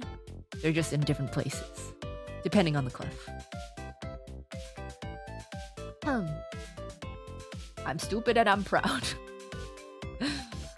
Well, I mean, if you're still here, you are learning, which means you're on the road to being not stupid, I guess. I don't know. In between the treble and bass. Oh, no. Don't worry about that. This might be connected by this line over here, but these 5 lines over here and these 5 lines over here are completely unrelated. This line, okay, well, I guess this line is showing where middle C is. I have never seen this been done before, but yeah, technically, here would be, on this line would be A, and then here would be B, and then here would be C. But then if you kept going, it doesn't go into treble clef. So think of these 5 lines and these 5 lines as a completely separate thing. They're not related at all. These are just connected because this on a piano, that's how you know that they're supposed to be played at the same time. Because pianists are kind of cracked and they read 2 lines at once.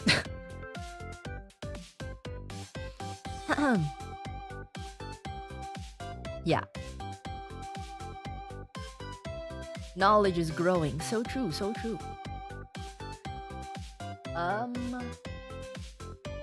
So below middle C is bass clef notes and above middle C is treble clef notes. No. No. Don't get too caught up on this thing. I think they're just showing you where middle C is. They're not really related. They are not. Again, these 5 lines, this staff is completely unrelated to this staff. There can be notes above this on bass clef. There can be notes below this on treble clef. So, yeah. But right now, today, we're just gonna focus on treble clef because even just one, is kind of a lot.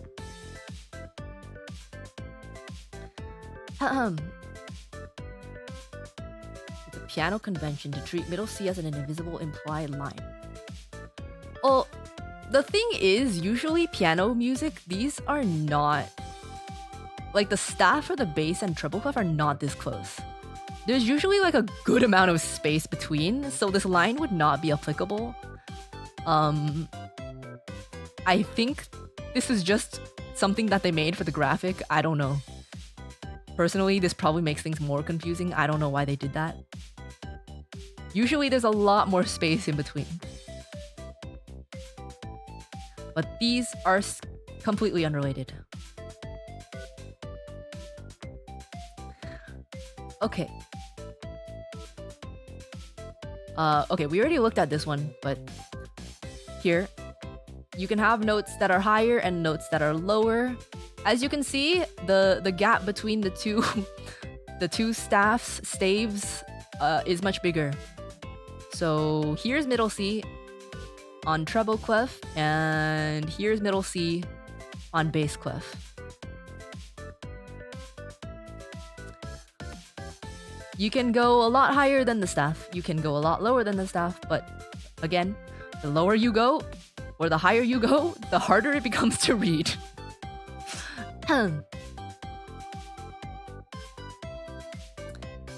Literally the middle C. Yeah, it's called middle C because it's like in the middle of the piano keyboard. I think that's why it's called middle C. I mean, like visually, it's in the middle of the piano keyboard. If there's another reason, I do not know.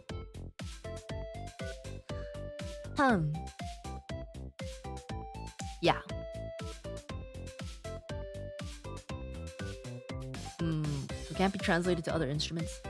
Yeah, on other instruments, the middle C is not really in the middle. I mean, I guess it depends. if you play viola like me, and hold on, where's it? I don't even know which side it is. Yeah, if you play viola like me, viola uses alto clef. Middle C is like smack in the middle of alto clef. And it's like, actually, it is kind of in the middle of the range. Not really, it's a little lower than the middle of the range, but it is close. But mostly it's basically just because of piano.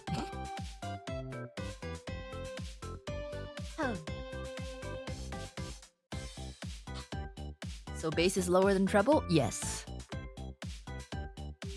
You could get into the treble range on bass clef like this, but usually once you get up here on bass clef, you want to switch to a different clef because this is hard to read. Are you gonna summon your inner tiger mom on us? I don't... No. No. I might need to move my next stream though, because I didn't anticipate... I thought this was only gonna be like an hour. But it's okay, we're learning. I'm having fun teaching. So you read the treble clef when you play violin using piano sheet music. Yes. I read the treble clef part, usually on piano sheet music as well, that they like to ornament a lot of things. Basically, what I mean by ornament is that they play a lot of things that are outside of the melody, because piano can do that. Because they have a lot of fingers, and they can use both hands. So part of it is also extracting the melody, using your eyes to extract the melody, but to distinguish what the melody is in the midst of a bunch of different notes. Is basically how I read piano sheet music. Okay, let's move on. If this is overwhelming, I understand, but just write it down, let it marinate in your mind. Yeah. We're gonna talk about sharps and flats. So these are just the natural notes, right? These are just natural notes. This is assuming we're in the key of C. If there's nothing over here, we're assuming we're in the key of C. But not everything is in the key of C, which is where we introduce the sharp and flat sign. Also, I forgot to show you the natural sign, but I'll just do that. I'll just do that later. I really appreciate you doing this for us, Miss Uruka. Thank you. I'm glad you like it. I'm glad you like it. I'm glad you're somewhat understanding, hopefully, and even if not, that's okay. Teacher, when do we get to the part where we win the Grammys? Kanye East. That is very, very, very far from now, and I don't think I'm qualified to teach that. You're gonna need to ask another teacher. How do you know which notes are in the melody? I can't really explain it to you. For me personally, I can't really explain it to you. I mean, I don't think I'm getting it 100% correct. I would like to say I get like at least 90% correct. You kind of just vibe it out based on educated guesses. Like once you play enough music, like you kind of just intuitively know like what should be the melody. Or at least like somewhat what should be the melody. Because again, a lot of piano music has like a whole lot of notes happening at the same time. Sometimes each beat even has like 10, okay, maybe not 10. Sometimes there are 10. Maybe each beat has like 5 different notes playing at the same time. But like, I don't know. You kind of just intuitively make an educated guess which one is the melody.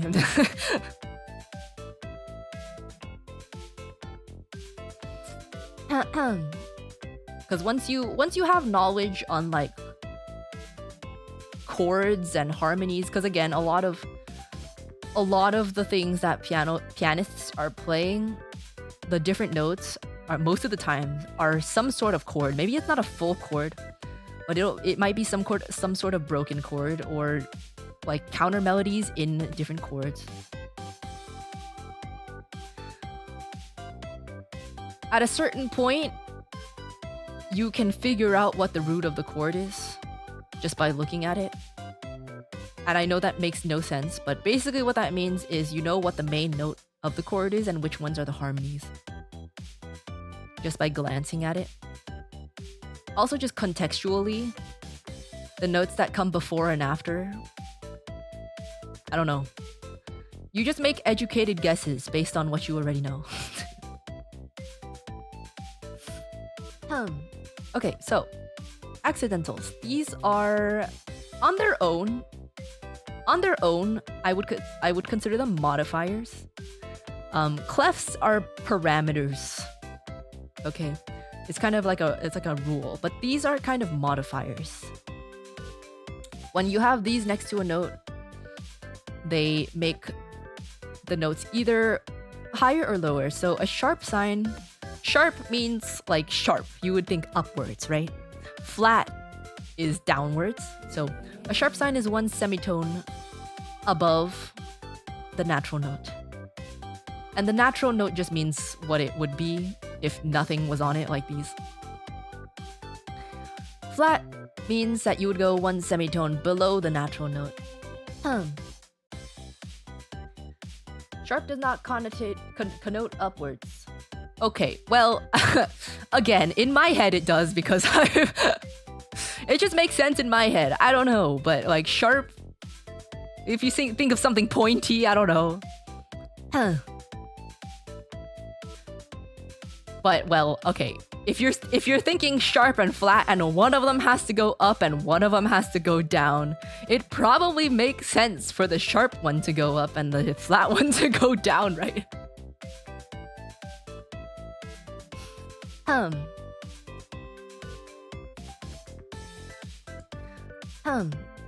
Fortunately, the flat sign also looks like it's going upwards. Okay, this is another one of those things that it's like, I have never thought of it like that. It's like, I don't know, I've never tried to like imagine what these look like. I don't know. Just whatever it looks like to you, you can try to figure out something that looks like it. I don't know. I have no idea. I've never had any like mnemonics to remember what these are, so I'm not quite sure. So to start, try to find the chords and progression. Yes, basically, Steve. That's a lot of what music is. Like, even if you know, quote unquote, know what notes are on the screen, like it's pretty important to know what the chords and the progression are, to know like what notes you're supposed to like bring out more, or maybe you put stress on certain notes. What a lot of people overlook when they play music, even when there's only one note, it's very important to know what the chord is, the overarching chord is. And that is kind of the difference between kind of like an advanced student and like, I don't know, a more advanced player in general, is understanding the overall context of what you're playing and not just looking at the notes on their own. But that's a whole nother thing. Again, I wouldn't worry about it. There's a lot of things I would not worry about at this stage. Is it possible to re-explain this? I don't get it. These things? Yeah, I can show you.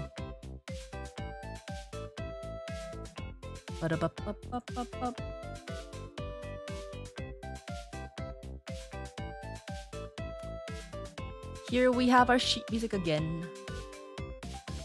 Basically, what it does is... Why does it do that?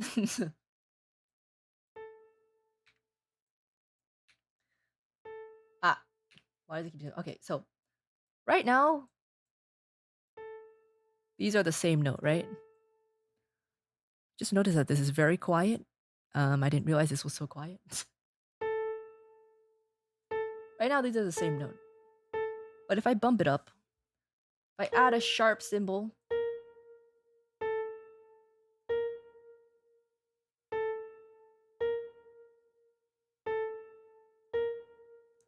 you can... I don't know if you can tell, but this note is higher. It's like a little bit higher, right? Dun, dun. Jaws is coming, yeah. Da, da, da, da, da, da, da, da, da, da.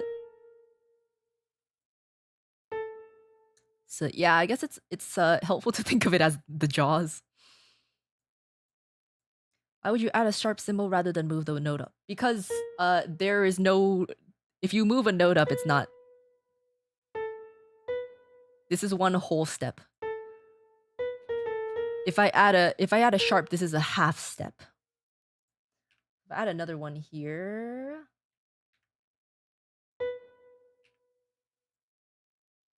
These are in the same place, but this one has a sharp. This one is going up one note.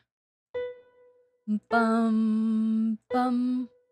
But if we want to go a half step, it's bum, ba,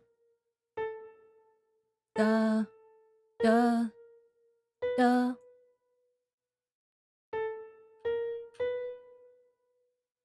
So they don't have their own notes on the lines because that's just how it is. If we look at a piano thing, it would be sharp brings it up a half note. Yes, basically. And if we were to do flat, is A sharp the same as B flat? For our purposes, we will consider A sharp the same as B flat. Technically speaking, they're not. But for our purposes, we will consider them the same.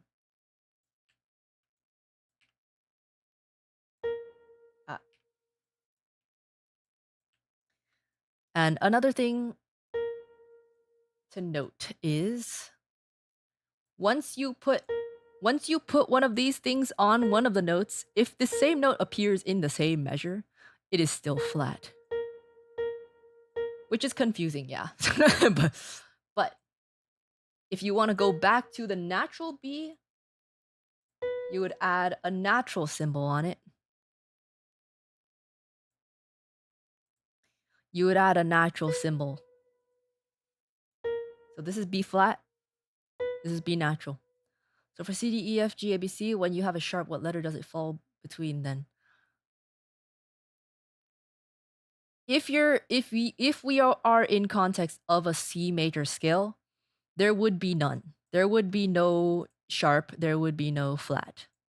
Because C major does not have any of those. That is why it is our most comfortable key. But if we go back to, where is it? If we go back to, oh wait, actually, I explained this in the next slide. I explained this from the next slide. Okay. If we have a different key, any key that is not C major or the relative minor, don't worry about that. If we're thinking in terms of major keys, any major key that is not C major will have either sharps or flats.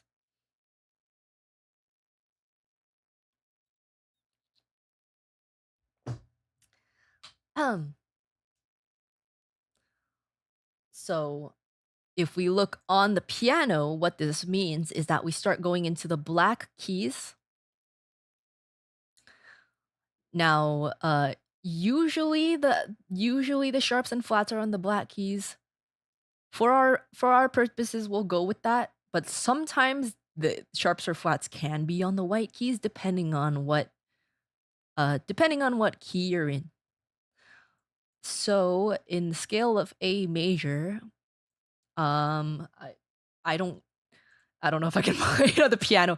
I haven't played piano in so long.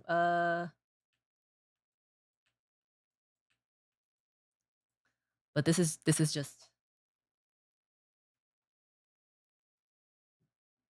why did it turn off? Here.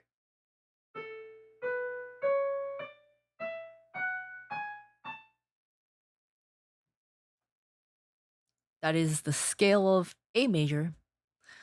And we need the sharps so that it doesn't end up sounding like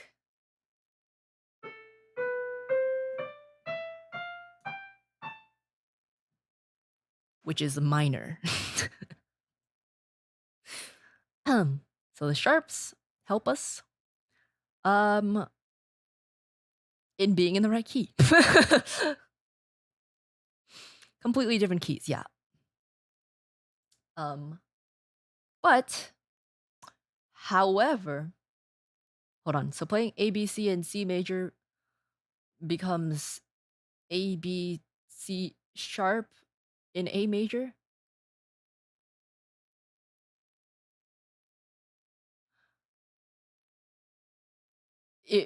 If you want to stay in the same key and for some reason you want to play the same 3 notes, yes.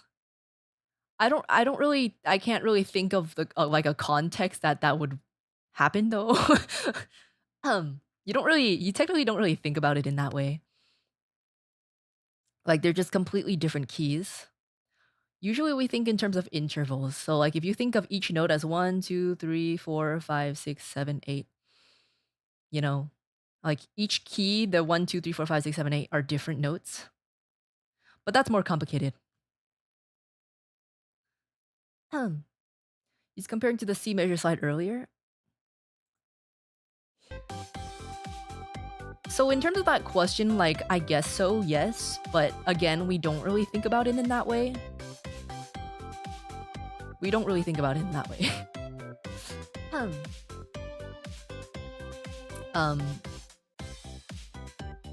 But what is really important though is if we're in the scale of A major, if we're in the key of A major, you would not be writing out these things every single time.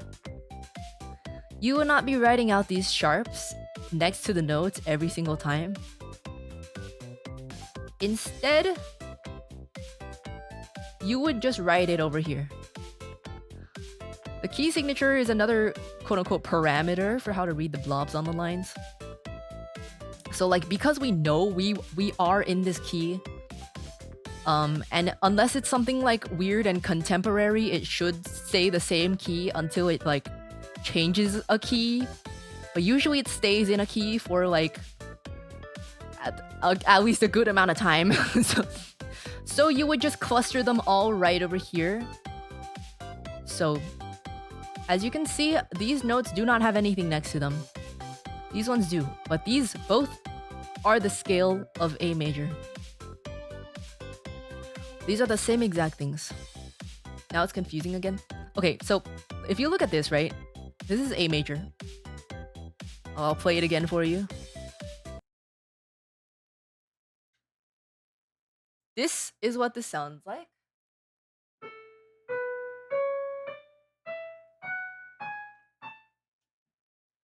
And then the bottom one also sounds exactly the same.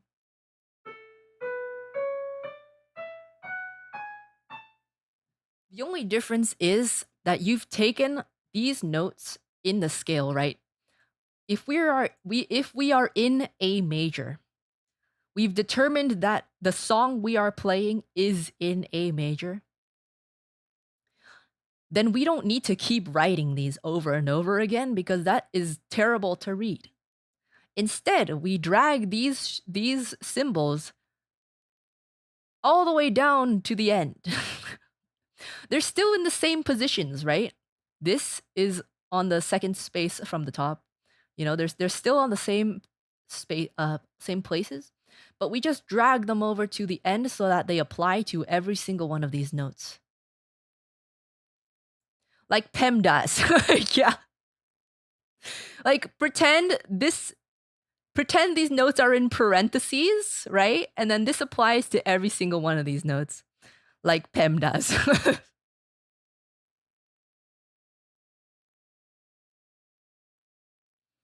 So instead of having to write out every single one of these, we just have them over here. Because usually you stay in the same key for at least a good chunk of time until it does change key or it just stays in the same key.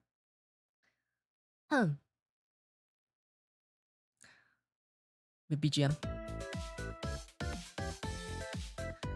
How do musicians know which notes to play given a key? Do they just memorize it?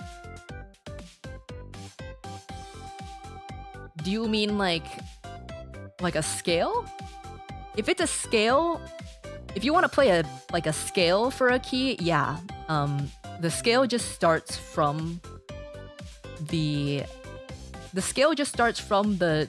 note that it's named after. So like in the key of A major, if you want to play a scale in A major, you start the scale from A like this.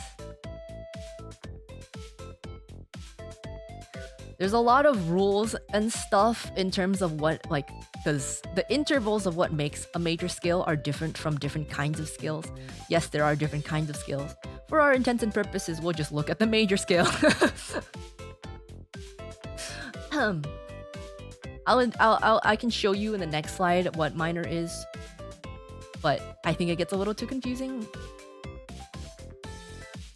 But the range of notes that exist within a scale are the same for like, it doesn't change. If you want to change it, you're gonna have to add these things. That's what these things are for.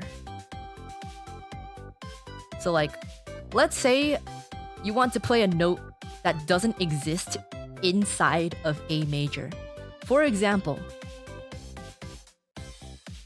these are all the notes that exist within A major. If you want to play a note that doesn't exist in A major, like let's say for some weird reason, you want to play, I don't know, E flat, then on the sheet music, you're gonna have to write that out. Like, say we're in A major. Say we're in A major, right? A, B, hold on. Let's get rid of it. Let's get rid of this. B, stop bringing me over there. C, E, E, F, G, A. This is an A major scale.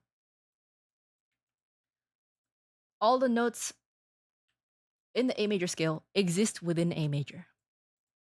However, if there's a song that wants to go outside of, be a little quirky and play something outside of the scale for some reason, which does happen pretty often because that's how you make things interesting, you would have to do that. So if you do see a symbol next to the note, that means it is outside of the scale, which is fine. But it just means that it's not part of the key signature.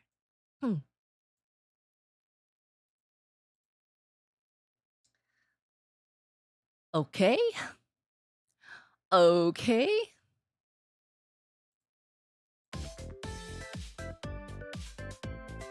Where's my thing? I have so many windows open. Where is my... Okay, here. Okay. Now, just to show you, okay, don't be scared, okay?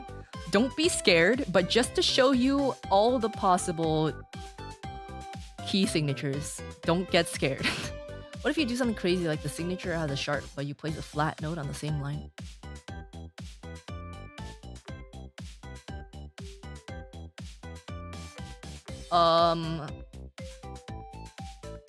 I mean, you could. I'm trying to think. Like you can. It might not be the best way to it might not be the best way to write that though. Because usually what happens if a note is okay, if a sharp note exists within a scale and you do want to write a flat. Okay, wait, hold on.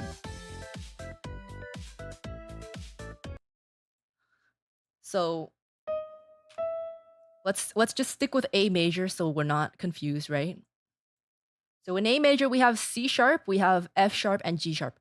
So if for some weird reason you're in A major and you want to say like G flat or something. Okay, I don't know if this is the best example for this. G flat, which G is already sharp. So G flat would be one full step down from G sharp, which would make it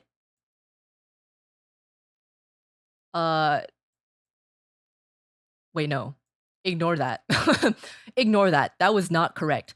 G sharp versus G flat is 1.5 steps away.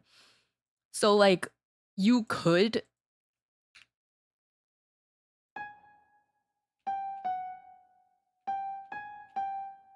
see how it doesn't even let me like it doesn't even let me do that. Like you could write a G flat, like you could, but like technically it's literally just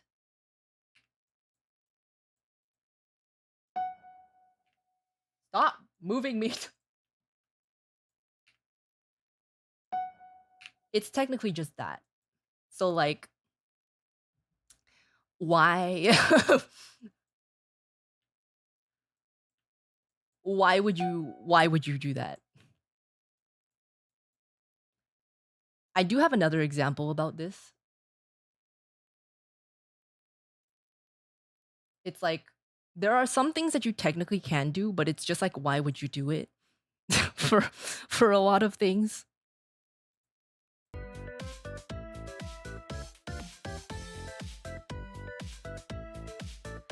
I'm not sure where my example of that is. Wait, hold on.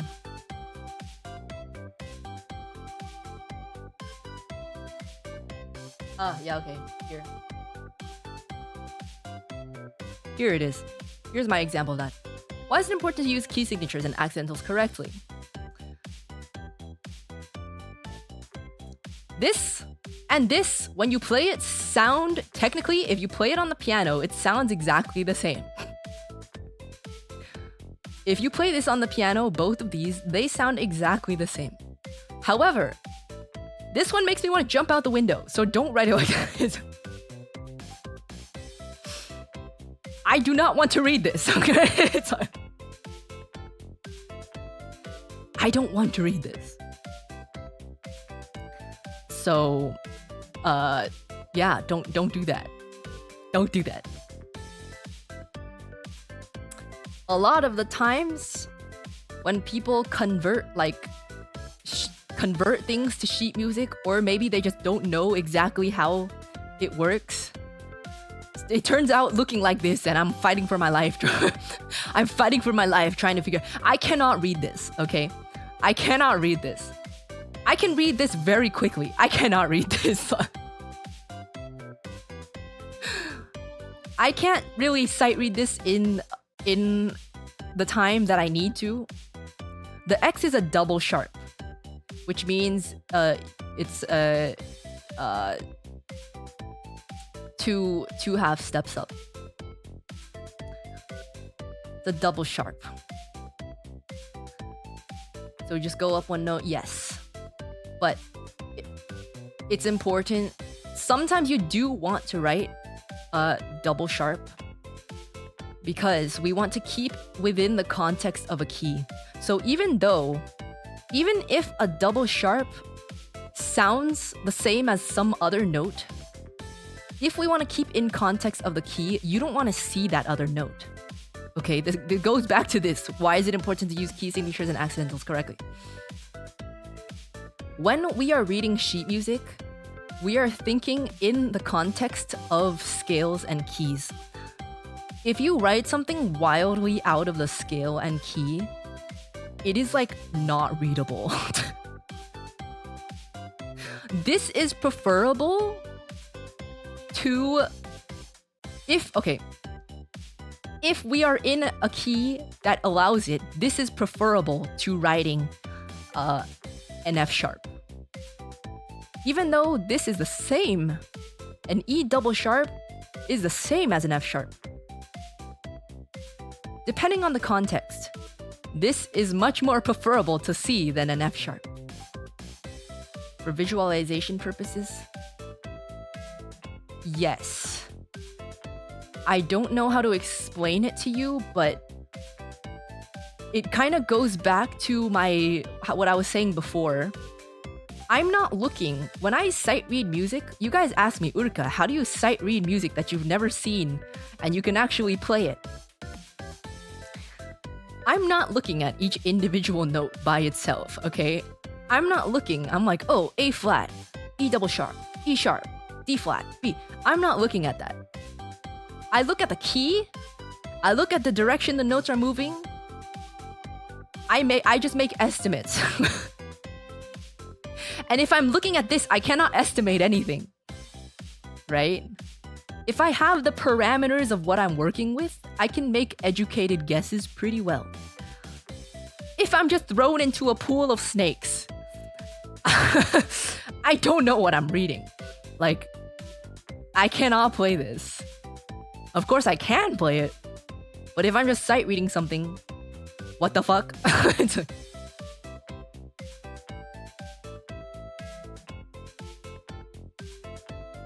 That makes sight reading sound even crazier. Well, I mean, part of sight reading is your underlying knowledge. Like you're not relying on the entire sheet music itself. You look at the sheet music, you look at the parameters, aka the clef, the key, the time signature, which again we haven't got to the time signature. You look at the parameters and you say, okay, so in this song, until the key changes, there are only 7 notes that can occur unless I see something that tells me otherwise, right? Within this key, there are only 7 notes that can occur, which is very helpful because if we have this going on, I don't know what's happening. So it's like, yes, sight reading is looking at the notes on the page for the very first time, but it's also using the knowledge you already have in order to help you read it. This doesn't tell me anything. I don't know where the melody is going. I don't even know what the melody is. It's like, I can't scan this and be like, okay, I know where this should go. This, I can be like, okay, I know where this is going. You read ahead and pattern recognition, exactly. If you do not know the parameters, if you do not know the formula, it's like anything can be thrown at you. Which is not ideal at all. Like reading with bad grammar. Yeah, kind of. Yeah.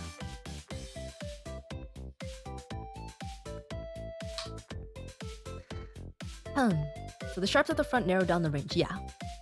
Yeah. They could be flats too. I'll show you all the keys that are possible.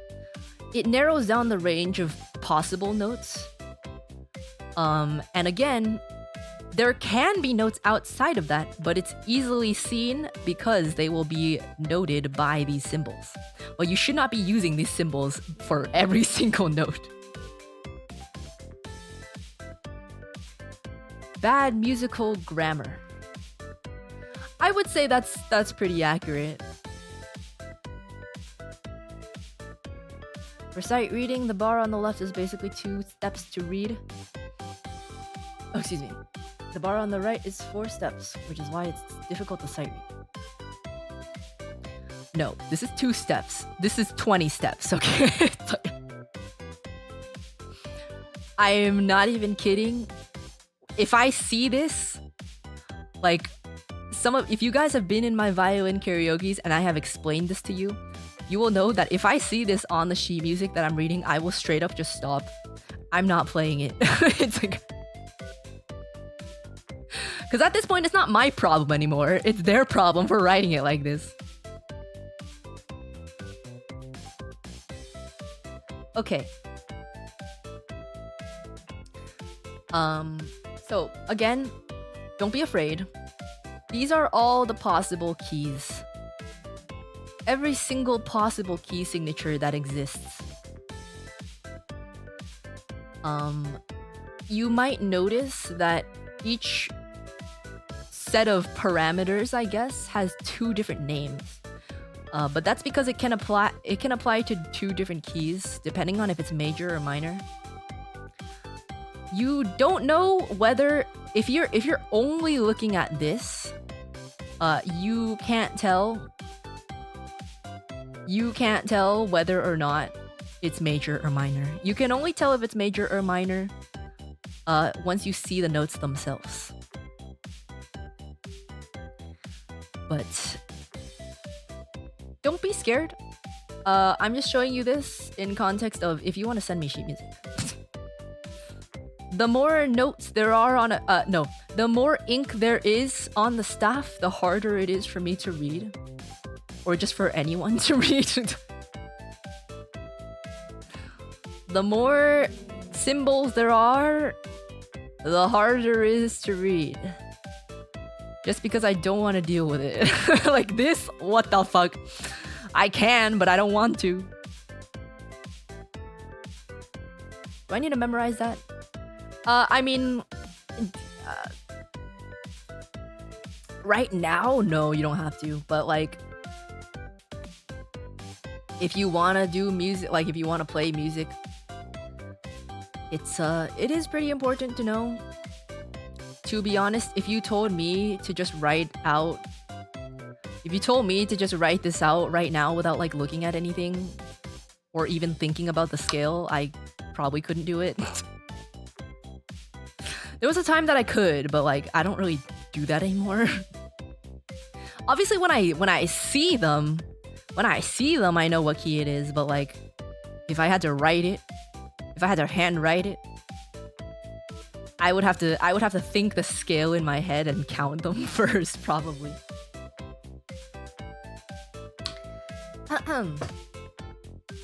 There was a time that I could, but I don't really use that muscle in my brain at the moment. Huh. Yeah, I had to memorize them at a certain point in time, but like, again, I don't use that muscle in my brain anymore. I dropped my squishy. So I do not really... I can't really handwrite these, but again, if I see it, I can recognize it, which is the important part. If you want to play music, that is the important part. If you see this amount of sharps or this amount of flats, it is important to be able to recognize what key it is.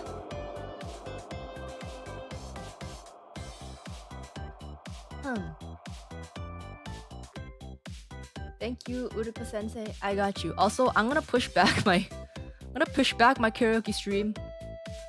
It looks like we're not gonna make it. I'm gonna push it back like 1 hour. Because I need to eat food too.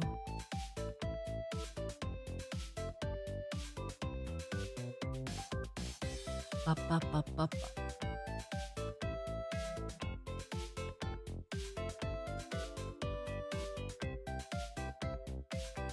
Okay. Why are there two scales for each? Is it the same sound? No. The parameter, quote unquote, I keep saying parameter. I feel like that's the best way to describe it. The parameter, the amount of the notes that exist within the scale are exactly the same, but the scale is different. So let me just show you what I mean by that. Are those scales? Well, it's a key. Keys have scales. You can play a scale with a key.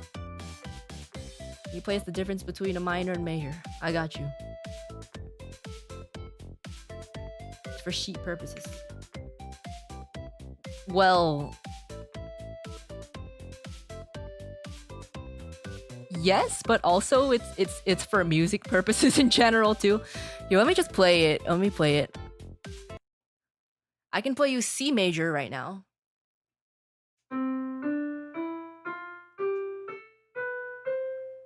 That's C major, but as you can see, A minor is under C major. The same notes exist in C major as A minor, but it starts on a different note.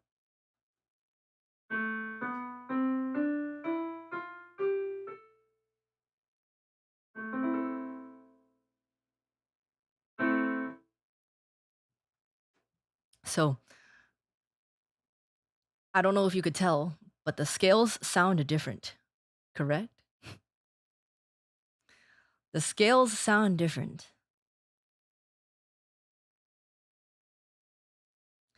But the same notes exist within the same... the same notes exist within the relative... It's called a relative major or a relative minor. The reason why they're called relative is because they share the same notes. Why is it important to make the distinction that it starts on a different note? Well, if you're playing the scale for it, it's important. But if you're just looking at the key, that the key, if you're just looking at the key, oh my god, how do I don't know how to explain this in layman's terms. It's important because that is the root. The start of the scale is kind of the home base of the key. So if the key is in A minor, like, okay, let's say we have like a pop song, okay? We have a pop song.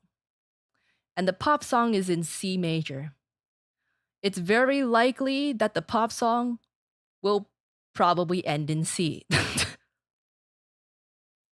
If we have a pop song that ends in A minor, it's probably very likely that the pop song ends in A. It's like the home base. It's the home base of the key. And if we're going to play the scale, that's the note that the scale starts on. So if I write it out, I'm running out of... We should just delete these.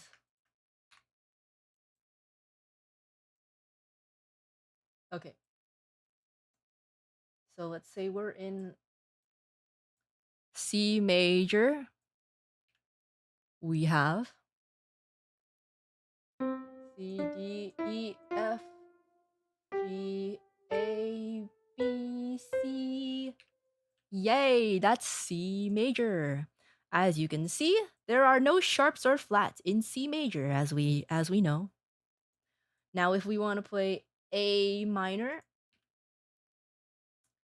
let's just start over here.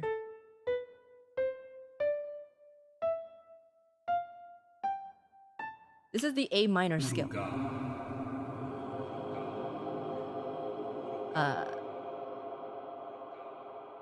Is this the music class? Is mayonnaise an instrument?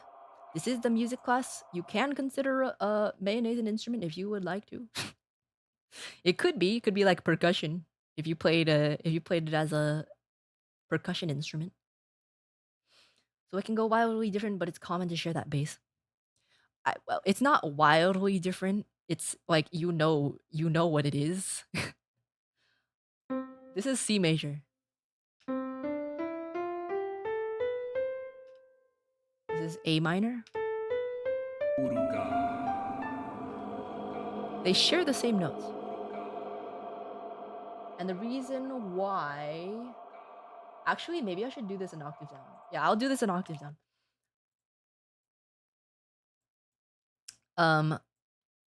As you can see, the A minor doesn't have sharps or flats either. They share the same set of notes. If we start from over here, this is C major. This is from the A to the A is A minor. But if we just add this and start from here, it's C major. But if we start from here, it's A minor.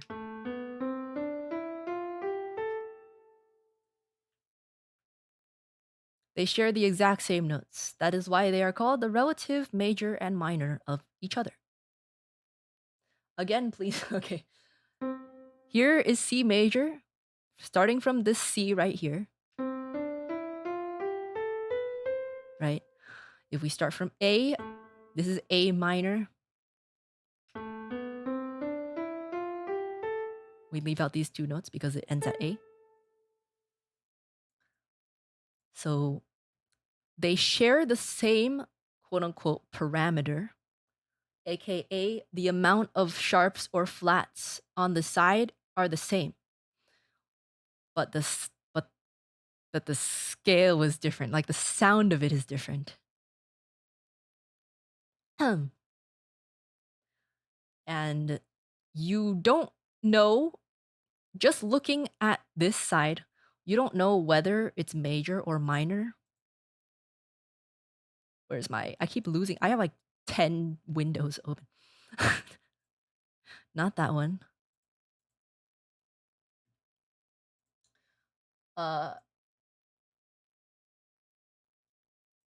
Just looking at this itself, you don't know whether or not this would be A major or F sharp minor. It's the content of the song itself that tells you whether or not it's an A major or F sharp minor.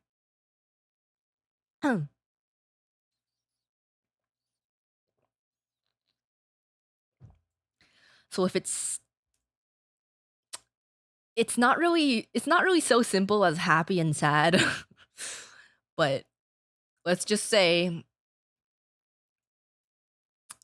it's just contextual. It's just contextual. Oftentimes composers use the relatives as an advantage to add more interest to the song. So it can very much toggle between A major and F sharp minor. That is another thing that people use strategically because they have these same parameters, because the same notes exist within both of them. You can use that to your advantage to add interest to your music without making it sound really weird. Like if you want to change keys, if you want to add interest to your composition and you want to change keys, you can't just be like, oh, I want to change from A major to like D flat major. Like you could, but it's gonna sound really weird. So there's a lot of strategies based on the relations of the keys and the notes that they use in order to pivot from key to key if there is a key change.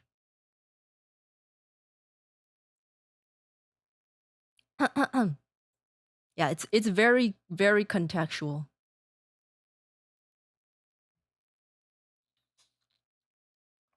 Ah, okay. Jazz does yeah. Jazz does it so well. it's almost crazy. Jazz does it so well. Yeah, that is why music theory is a thing. You kind of have to know how to move from key to key if you don't want stuff to sound like ass. If you're doing key changes, it's pretty easy to make things sound really bad if you don't really know the relations between the notes.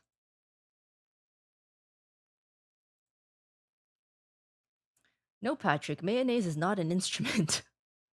It could be, though. Like the jar, it could be an instrument. Or if you want to make like squishy sounds, you could like squish the mayo. I don't know.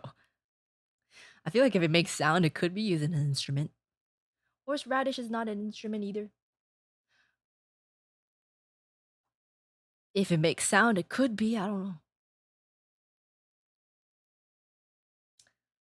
Okay. So I already showed you this slide. What's the next one? Ah, here we are. Time signatures. Okay, I'm not really I'm not really going super in depth about time signatures.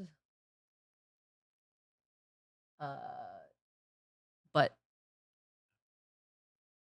time signature is basically it's kind of like a key, but it's kind of like a key in that it's a parameter that tells you how to read the notes. Um but for rhythm instead.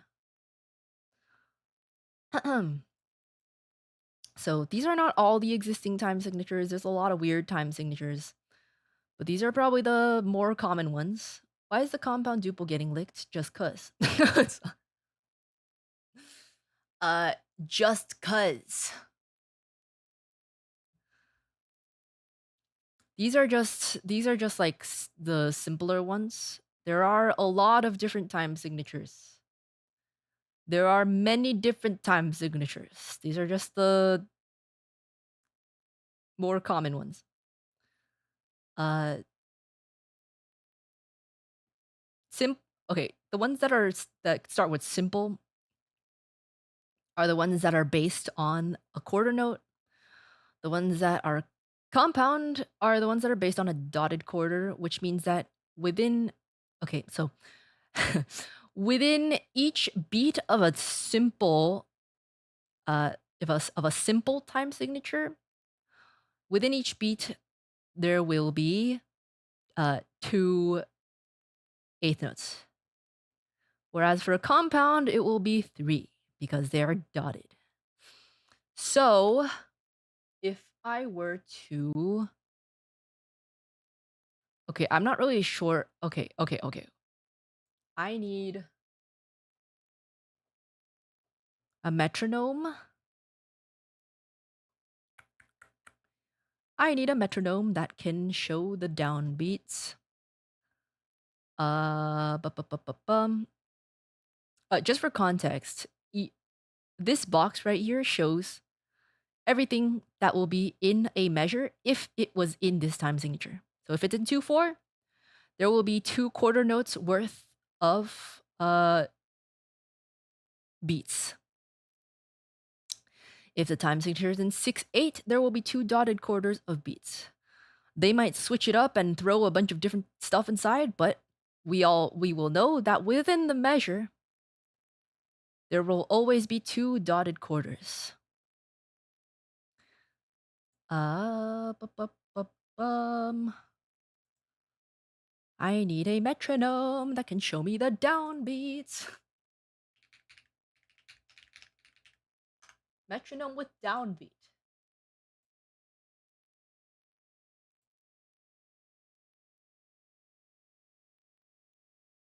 Okay, here we are. We have 120. That's very loud. That is very loud.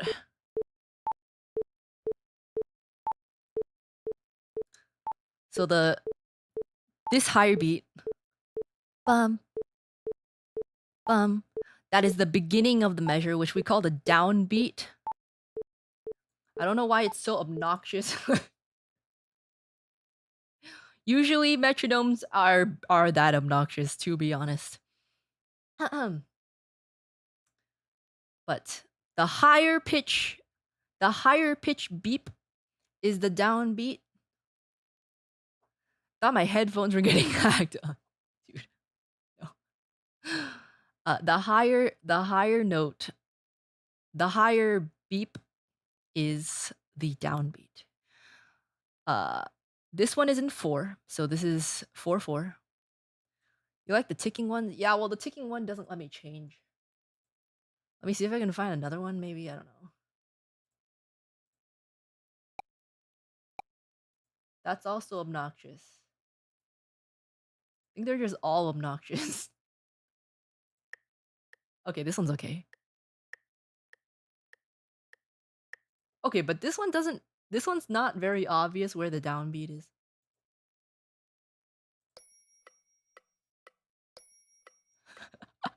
I guess this is okay.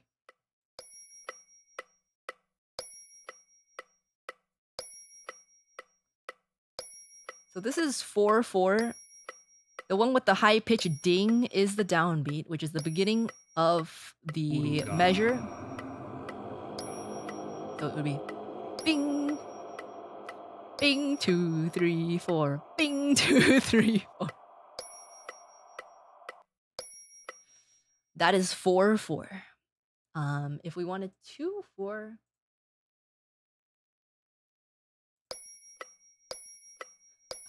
what is percussion? Wait. Okay, this one's better.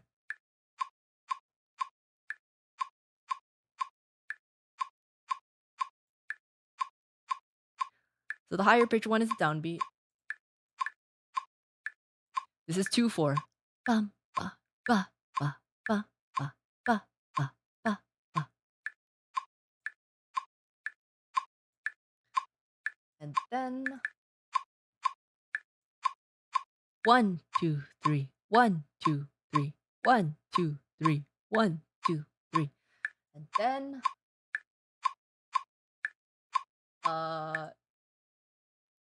so if we are using a metronome, this will still be beat in 2. Yeah. It's just the amount of eighths that fit inside will be different. I'm not gonna bother to find the exact thing, but it will be like where is it? 1, 2, 3, 1, 2, 3, 1, 2, 3, 1, 2, 3. But instead of having like the duple, the 2 per beat, it will be 3 per. Whereas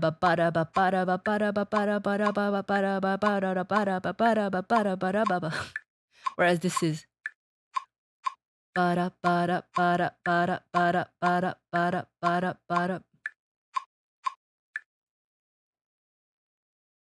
yeah. Is that understandable?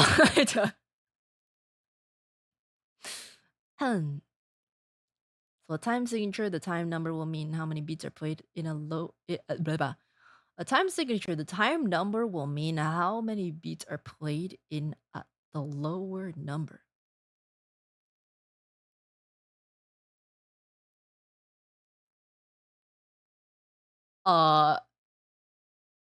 Okay, I know. I think I know what you're asking, and I know how to. Okay, I know what the answer is. I don't know if I know how to answer. Okay, so this top number This top number indicates the amount that is in a measure. Okay. The bottom number tells us what we're measuring. So 4 means quarter notes. There are 3 quarter notes in the measure. 3 quarter notes. For 6/8, there are 6 of something in a measure. 6 of what? 6/8 notes. As you can see, there are 6/8 notes.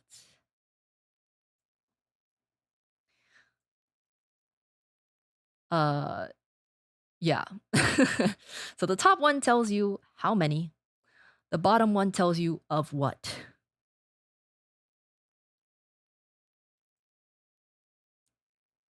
So top is sound and bottom is total time, which could be interpreted as silence. No. No, none of these are sound. This is purely just time. So no matter what, the top number tells you how many. It could be rests, it could be notes.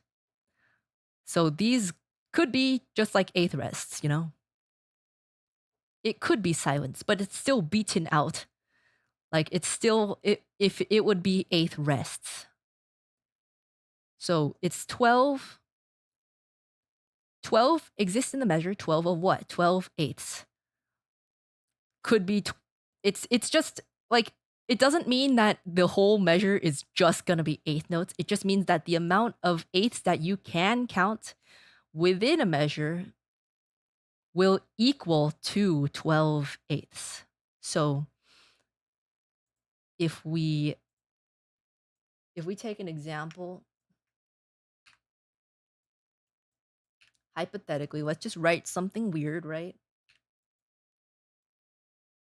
Let's just do something in 6/8.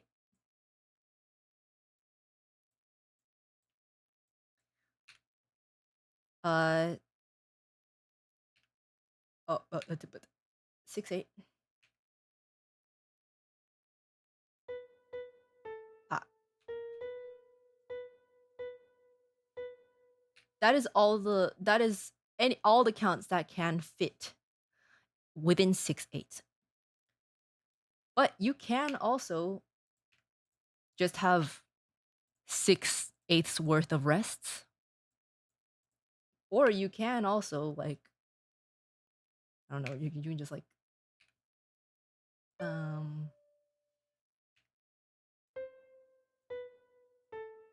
you can write whatever rhythm you want, but whatever it is, if you count it up, it'll always equal to 6/8 of beats. The amount of beats will be the same. 6 times eighth notes? Yes. The top number tells you the amount, the bottom tells you amount of what? The 8 means eighth notes. Why not call it 6/4 or 3/2? 6/4 is 6/4 and 3/2 are different time signatures. Those exist as well. Running out of real estate. Those also exist. As you can see, there can be 6/4, but it's a different thing. 6/4 means that there are 6 quarter notes.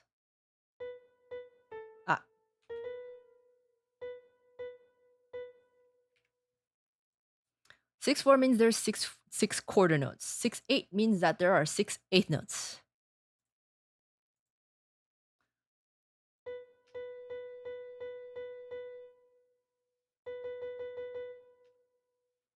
So it really just depends on what the composition needs.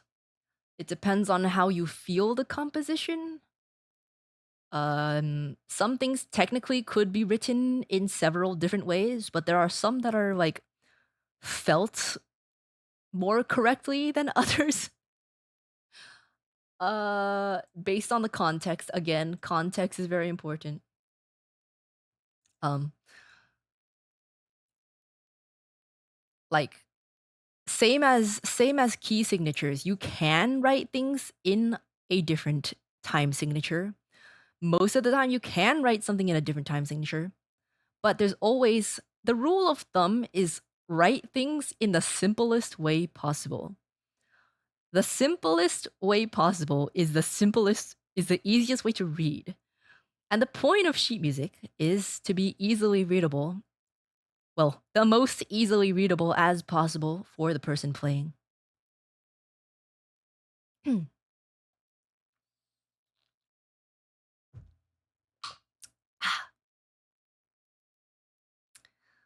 uh Think about it, would it be fair to speculate that any time signature that has a smaller number on the top can't have whole notes? Small like 2 or 3? Wait, what do you mean by smaller? There's a lot of different time signatures. Um you can have like there's some interesting ones like you could have a whole note in 2 too.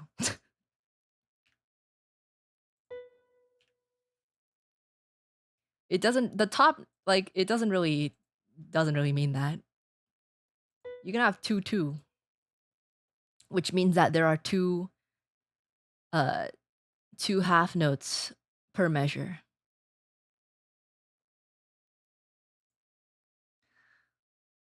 Bup, bup, bup, bup, bup. The top note is number isn't smaller in 2 2. Were you the one who asked the question? I don't really know what you mean.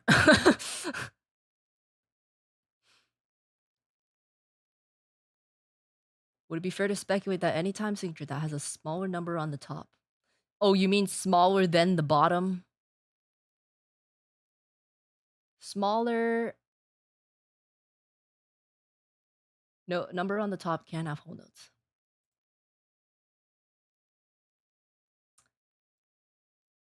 Well, no.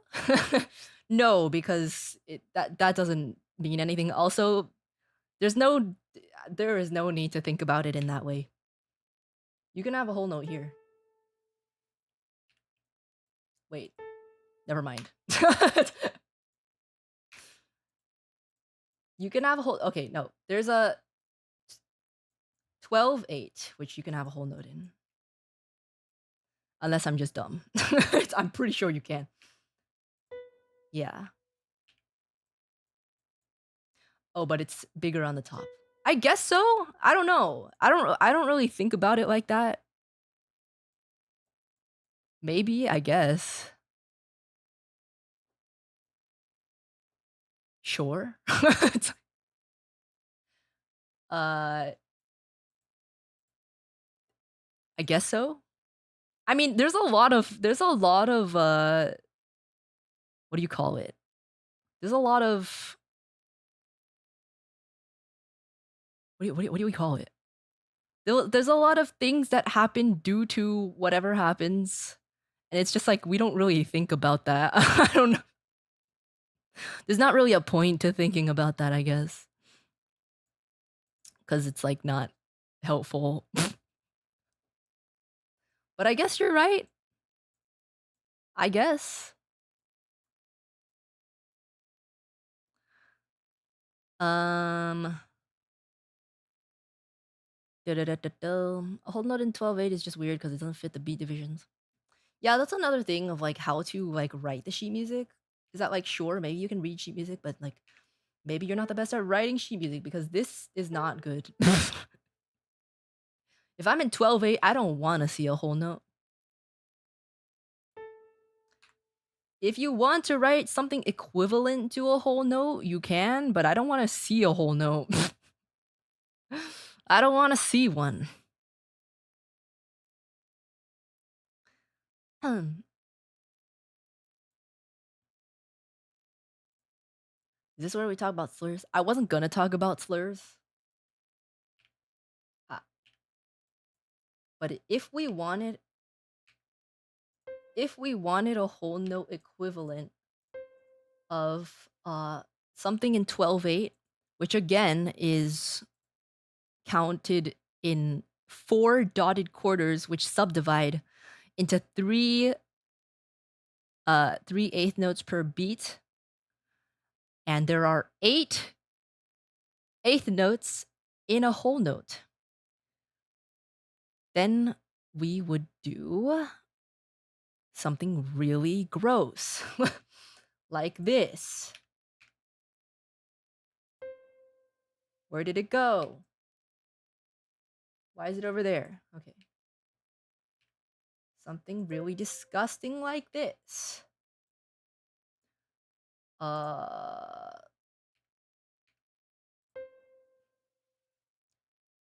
This is the equivalent. This is the equivalent of a whole note. Wait. This is not a slur. This is a tie. Oh, oops. This is not a slur. It might look the same, but this is a tie. This is not a slur. This is the same as this. If we're in 12/8, if we do want the duration of a whole note, we would want it to look like this. Or you could do a dotted half. I don't know. Personally, sometimes I actually prefer it like this. It really just depends on what looks easier. What's easier to read. Like sometimes you could combine a lot of stuff together, but it's like I don't know if I want to read that. So yeah, it could just be god. It could just be this, but it's like I'd rather not read it like this. I'd rather not read it. Like I would personally I would prefer it like this. I feel like this is more clear.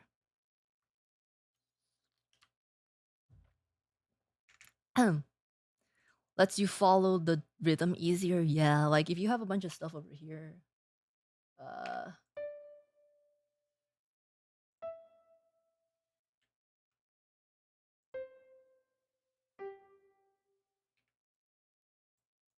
This is just like I don't freaking know. Why does it keep bringing me back here?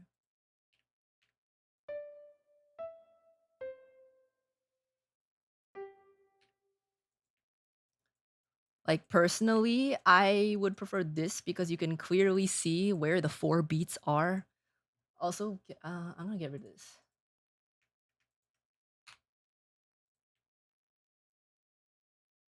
Like this measure compared to this, like this is just so much easier to see. 1, 2, 3, 4. Whereas this is like, what is happening? You could do a dotted half and then a quarter. But again,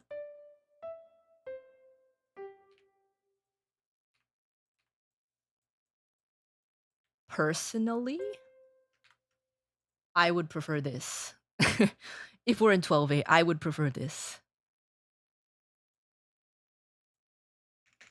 Because it's just a lot more clear in the key, in the time signature of 12/8.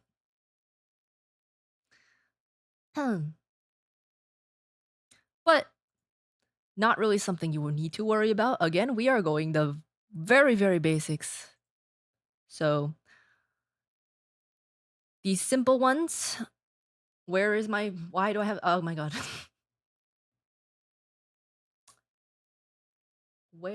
Okay, here.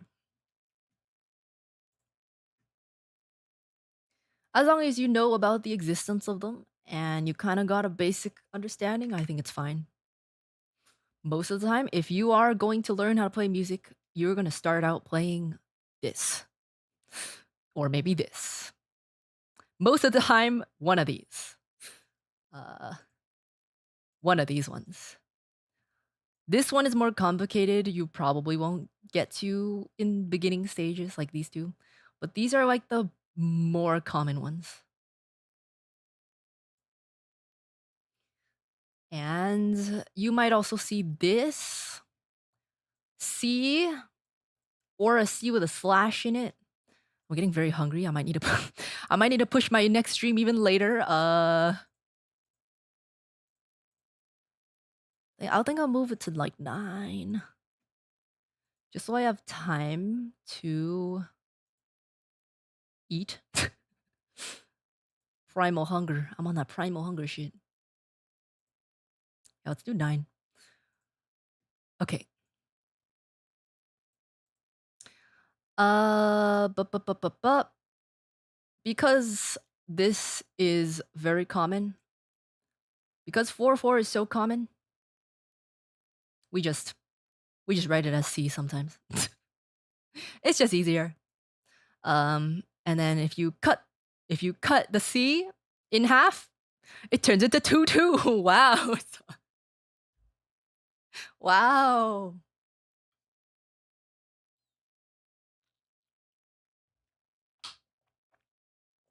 Ah.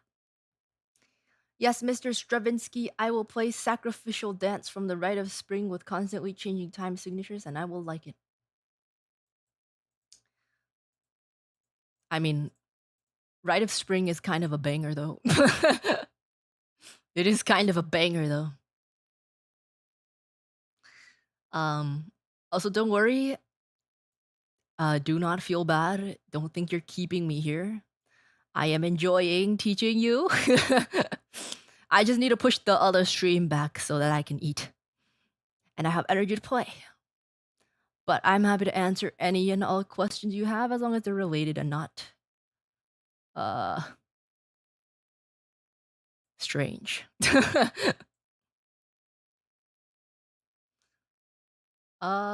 Okay. We're actually at the end. I have a little bit of a quiz for you.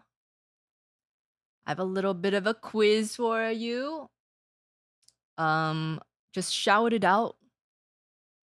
Does placement of the time signature numbers matter on the staff? Yes, yes. It will be right.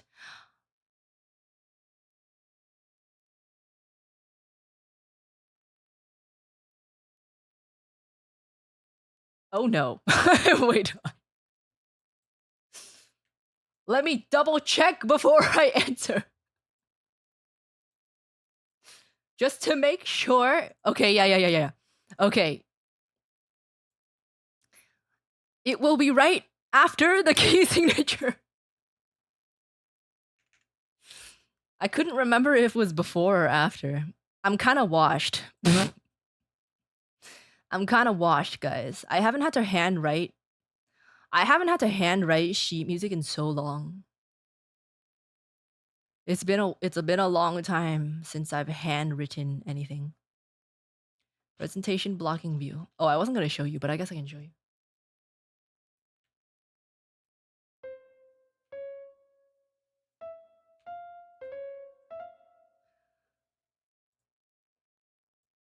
Like in the programs, they just do it automatically, so I don't think about it. I haven't had to handwrite this in so long. It goes right after the key signature. But the number matter which one of the 5 lines they need to be on? Yeah, you just use the spaces. Pretend it's like binder paper. The top one is in the top 2 spaces, the bottom one's in the bottom 2 spaces. It also the order of the sharps and flats and the key signature also matters as well. But again, if you're not gonna be handwriting, like it's good to know, it's good to learn, but if you're not gonna be handwriting stuff, kinda doesn't matter. Kinda doesn't matter. Like, it still matters, but it matters less. Yeah.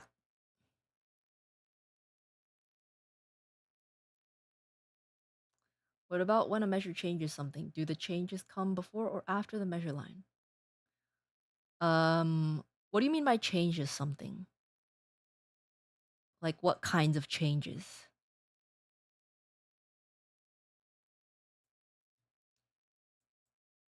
Like if a key signature or a time signature changes?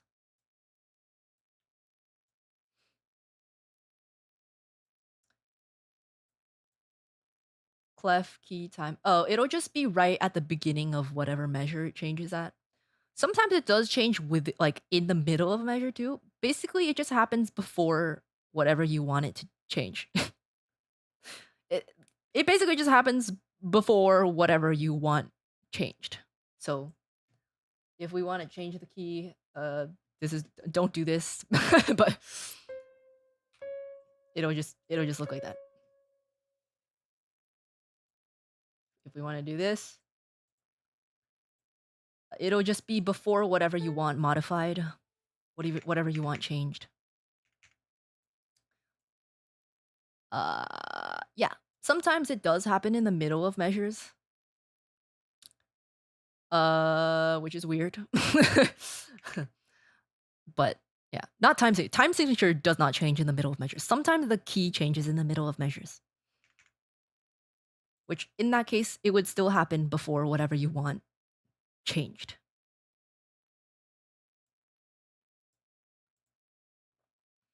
Okay.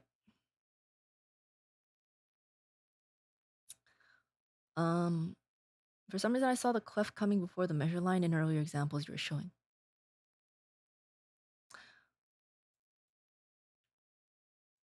I don't remember. It's possible that happened. I think the clef is actually before though. But for the key signature and the time signature, it just happens before whatever you want. Like on the measure line. But the clef is before the measure line. Which again, you do not need to know unless you're handwriting sheet music. Like it's like there is no reason you need to know that other than if you are handwriting sheet music.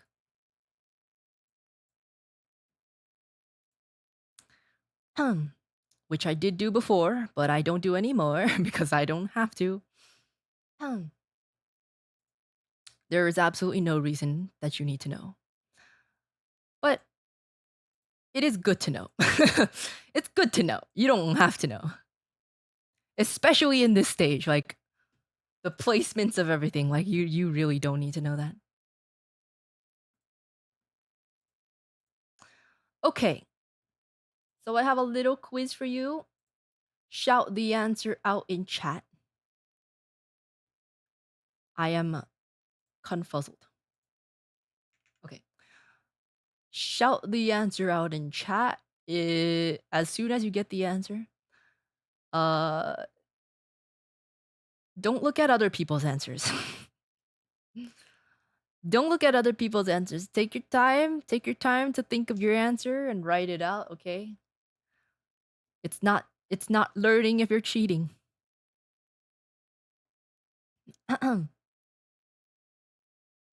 Are you ready? We're going to put everything we learned all together. Are you ready? Tell me. Oh god, I just realized I'm not even on the right side. Tell me. Tell me why. Tell me what this is. What do you think this is? Don't look at other people's answers. Don't look at other people's answers. Music notes. Good, yeah. Yes.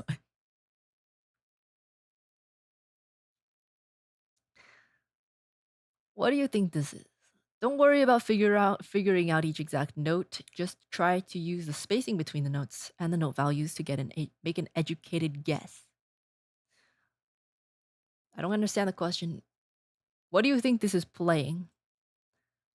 It should be something you all know. So as we can see there, it's in 4/4. There's 4 beats in the measure. So each beginning of the measure should be a downbeat. It should feel strong. And remember what I said about the intervals is the farther away an interval is, the farther away the notes are, the bigger the jump between them. And each quarter note is 1 beat, half note is 2 beats. So even just going by measure, you can count it out, right? Ba ba ba ba ba ba ba ba ba ba ba ba ba ba.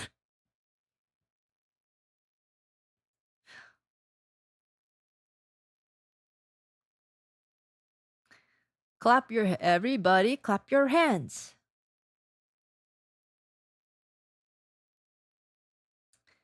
Hmm. Teacher, why are you so cute? You're not allowed to say that. You're not allowed to say that. Oh, I knew. This is testing song. Yeah. Yeah, some of you got it. Now we can sight read. Yeah. Yeah, we're guessing what the song is. A little hard with a keyboard. See, uh this is basically what I do. Just estimate. It's not the greatest advice if you want to precisely learn everything, but using the knowledge that you have, if this was an actual quiz, you could estimate what this is, you know? Big jump at the top at the beginning, and it goes upwards and then it goes downwards. And we know what the rhythm is. Can you please turn on the metronome? Okay. Yeah, we're guessing what the song is. I'll make it slower.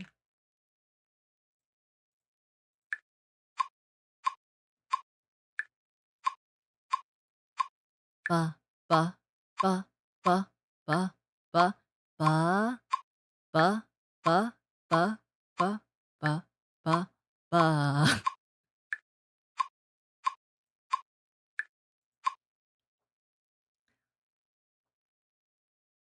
So even without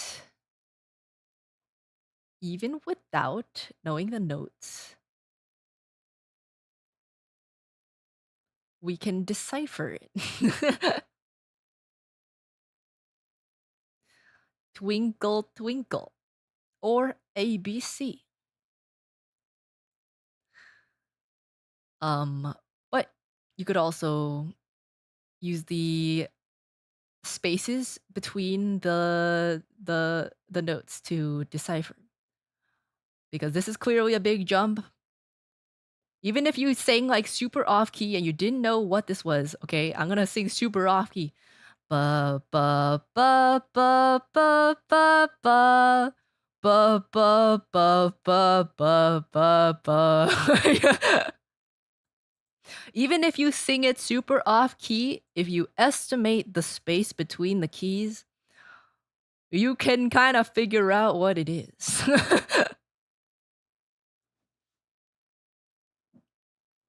You get what I mean?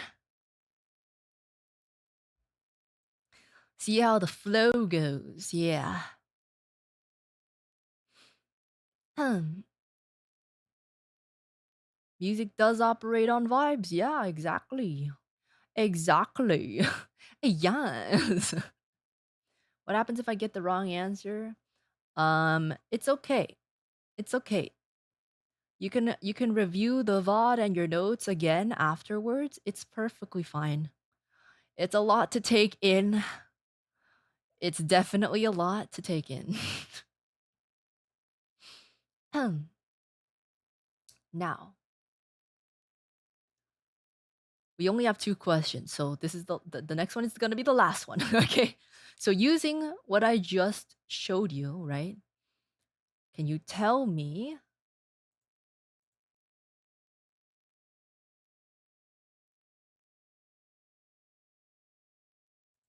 what is this? Got a little bit of eighth notes mixed in there. Use the same process, right? Use the same process. Here, I'll pull up the metronome if that helps you. If it helps you figure out what this is, remember to follow the rhythms and also the descent and ascending of the notes. You got it?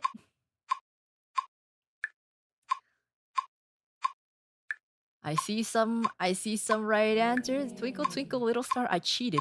How did you cheat and still get it wrong? What do you mean you cheated? What do you mean you cheated? Three blind mice? I actually don't know what three blind mice is. What is three blind mice?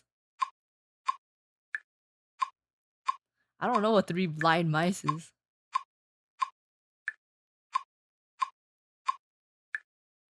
You got it?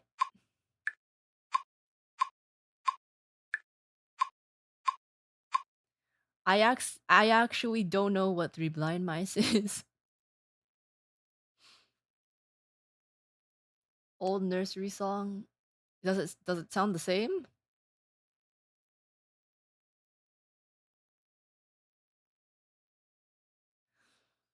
I don't know, but here look. Ba ba ba ba ba ba ba ba ba ba ba ba ba ba ba ba. Pretty sure it's the same as Hot Crossbuns. Now I'm curious. Three blind mice.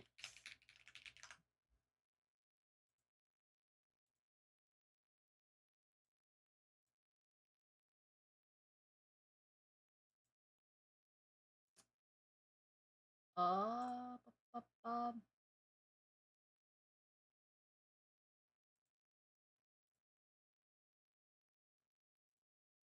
ba, ba, bum, ba, ba, bum, bum, bum, ba-dum. Okay, no, it's only okay. It's only similar in the front. The rest of it is different though.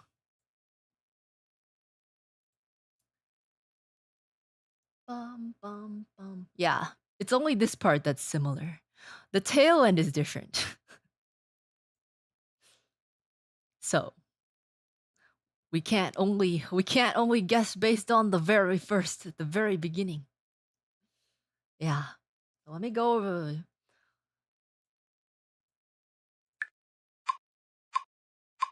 Ba ba ba ba ba ba ba ba ba ba ba ba ba ba ba ba.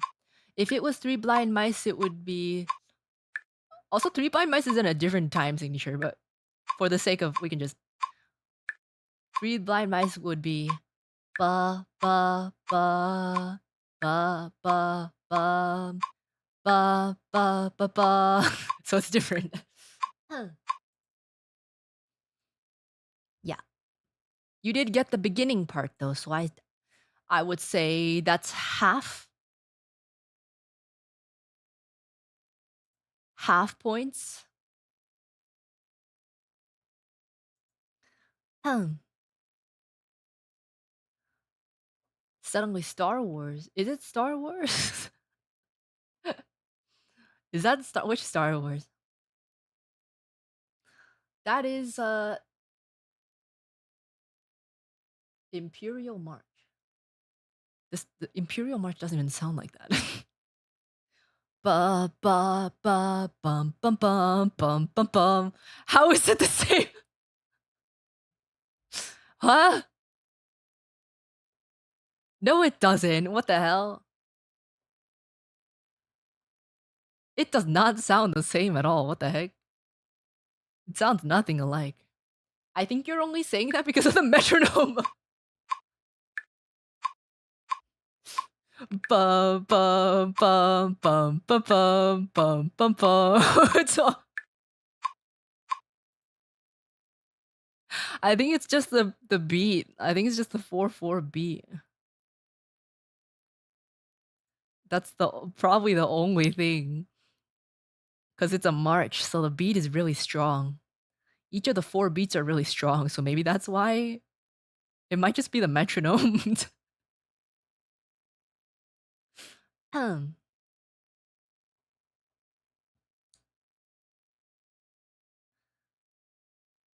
Yeah, I don't know. To me, it's like not the same at all. It's completely different. If you said Star Wars, you're wrong. You get 0 points. The repeating descent. Do you want to see if you look at the difference? it's, it's like not not even um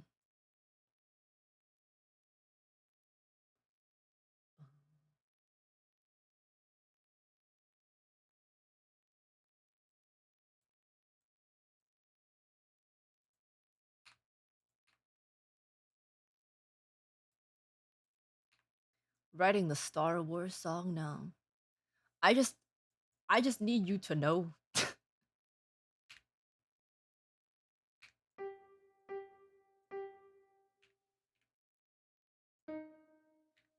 Yay.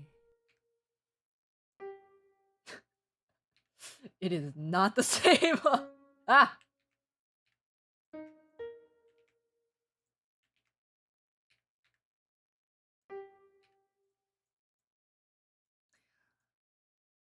Uh this versus this. I don't.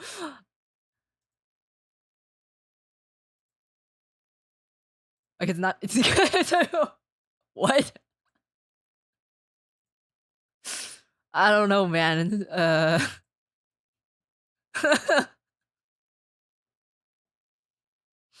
Bum bum bum bum bum bum bum bum bum.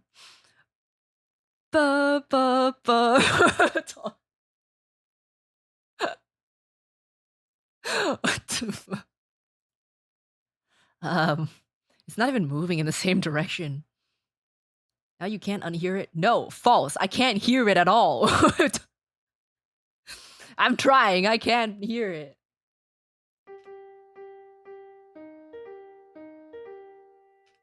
How does versus hot cross buns?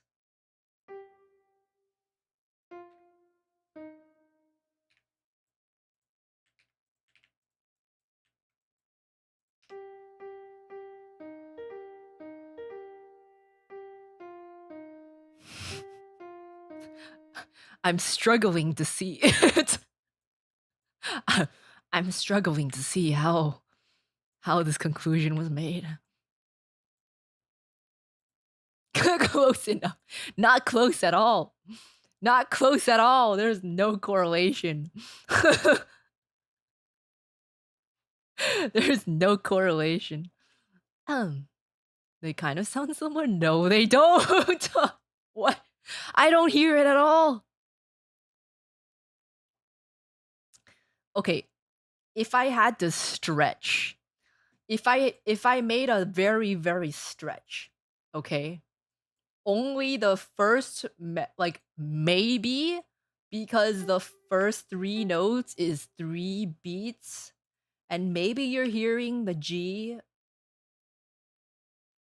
Maybe you're hearing the G all the way through. Like maybe you're just hearing this. I don't know. If you're only hearing this contextually, the frame of the G and the E, like maybe, I don't know. If you're only hearing this, maybe, perhaps, but that's like the only connection. That's a stretch. That is a stretch. They have the same beats and somewhat on duration, close within scale. You know, the only reason why they're close is because I put them on the same key. You could do this with almost any song. If I put any song in this key, yeah, you could say they sound the same.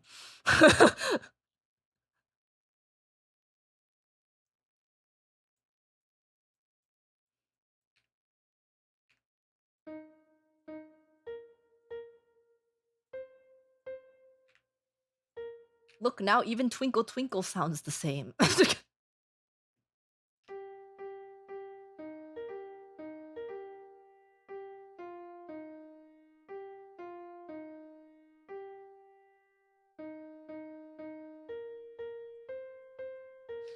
They sound similar because it's in the same key. It's like,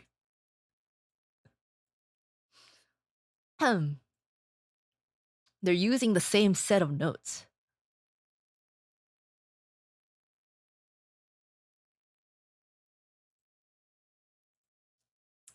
Anyways, anyways, it's fine if you get it wrong. How the fuck are you singing Star Wars? No, I said, look, I said, where is it? I said it's okay if you get it wrong from looking at this. If you hear it and you're still hearing Star Wars, I don't understand. I don't get it. I don't know. What? Can't believe you wrote the Imperial March from memory. Thank you. I've written much more difficult things from memory, but I appreciate it. I appreciate it. Thank you. Um, that is all I have for you today. That is all I have for you today. I hope you took some good notes. I hope you learned something. What was the song called? This is Hot Cross Buns. This is Hot Cross Buns.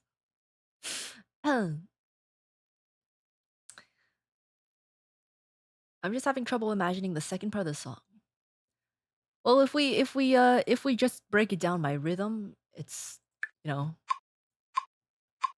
bup bup bup bup bup bup bup bup bup bup bup bup. Again, eighth note will be half of a beat in this context. So you just break it in half. Bup bup bup bup bup bup bup bup. The eighth note section goes crazy. Yeah. It goes so hard, man. I lose my mind at that part of the song. It's crazy.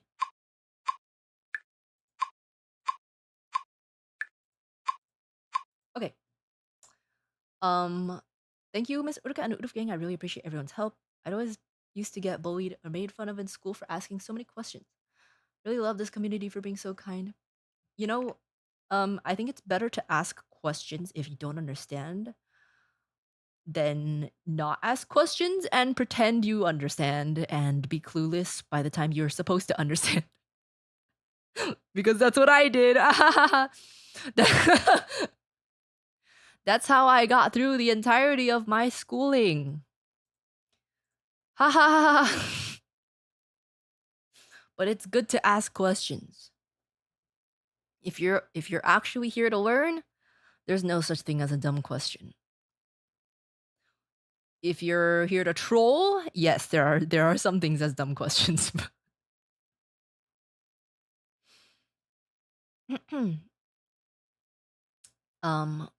But yeah, I hope you guys took some good notes. I hope you learned something. And I'm gonna be back in, I guess, 40 minutes. Yeah, I can whip up some dinner in 40 minutes. I will be back in 40 minutes and I will be playing sheet music. I'll be playing no, I will be playing violin requests as usual, but I will have the sheet music on the screen so that you can look at it while I'm playing. I don't think I've ever done that before. And look, I don't expect you to be able to follow all of it or even most of it. But I think the more you look at stuff, the more you look at it just with your eyes, the more you would probably understand. So even if it looks overwhelming, there's a Stream Elements donation. Thank you for the Stream Elements donation. Even if it looks overwhelming, I think it's good to just get exposure to it. And you can try to figure it out, but really don't worry if you can't. Whoa, the stream was a setup for the next. Yeah, yes, it was. For your first class, this was very well organized and informative. Your teaching made me feel way less intimidated about the subject matter. Very fun stream. Thank you.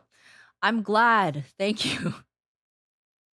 I tried my best to put everything in an like I do not follow any sort of curriculum or textbook or anything. I tried to order things in a way that made sense to me, building on top of each other, and I hope that it wasn't scary. So I'm glad you feel that way. Thank you. Oh, Miss Uruka, what's the homework? Will there be part two? I don't have homework for you other than to watch the next stream. Watch the next stream in 40 minutes. That's my homework to you. Yeah. Never mind, no homework. I'm rating very good. You have homework. It's just not written homework. Can't believe this was 3 hours long. Yeah, I didn't realize there would be so much to cover, but you know, like I am glad, I am happy to help. Okay. I need to go cook my food. I don't even know what I'm gonna eat, but I think 40 minutes should be enough. And if I'm late, you know that I am just being a glutton. I'm not a glutton. I haven't eaten a meal today. I ate a bagel for breakfast. Going to go on rate my teacher and leave a positive review. Ah, thank you, Professor Professor Fujikura Uruka. Thank you, thank you, thank you, thank you. Okay. Make sure to like the stream, leave a comment, and I'll see you in 40 minutes. Be there or be square. And you do not want to be square. I know for a fact that you don't want to be square. Yeah. Okay. Just because I can, I'm gonna raid into my own stream. Because it's really close together and it's like related, so I'm gonna raid into my own stream.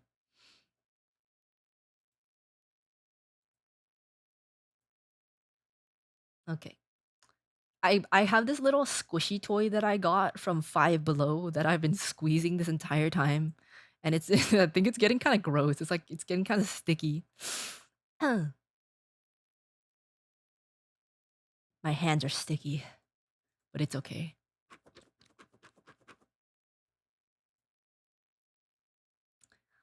Where's my own stream? Wait, why does it not show up? Oh wait, I'm on the wrong one. Oops.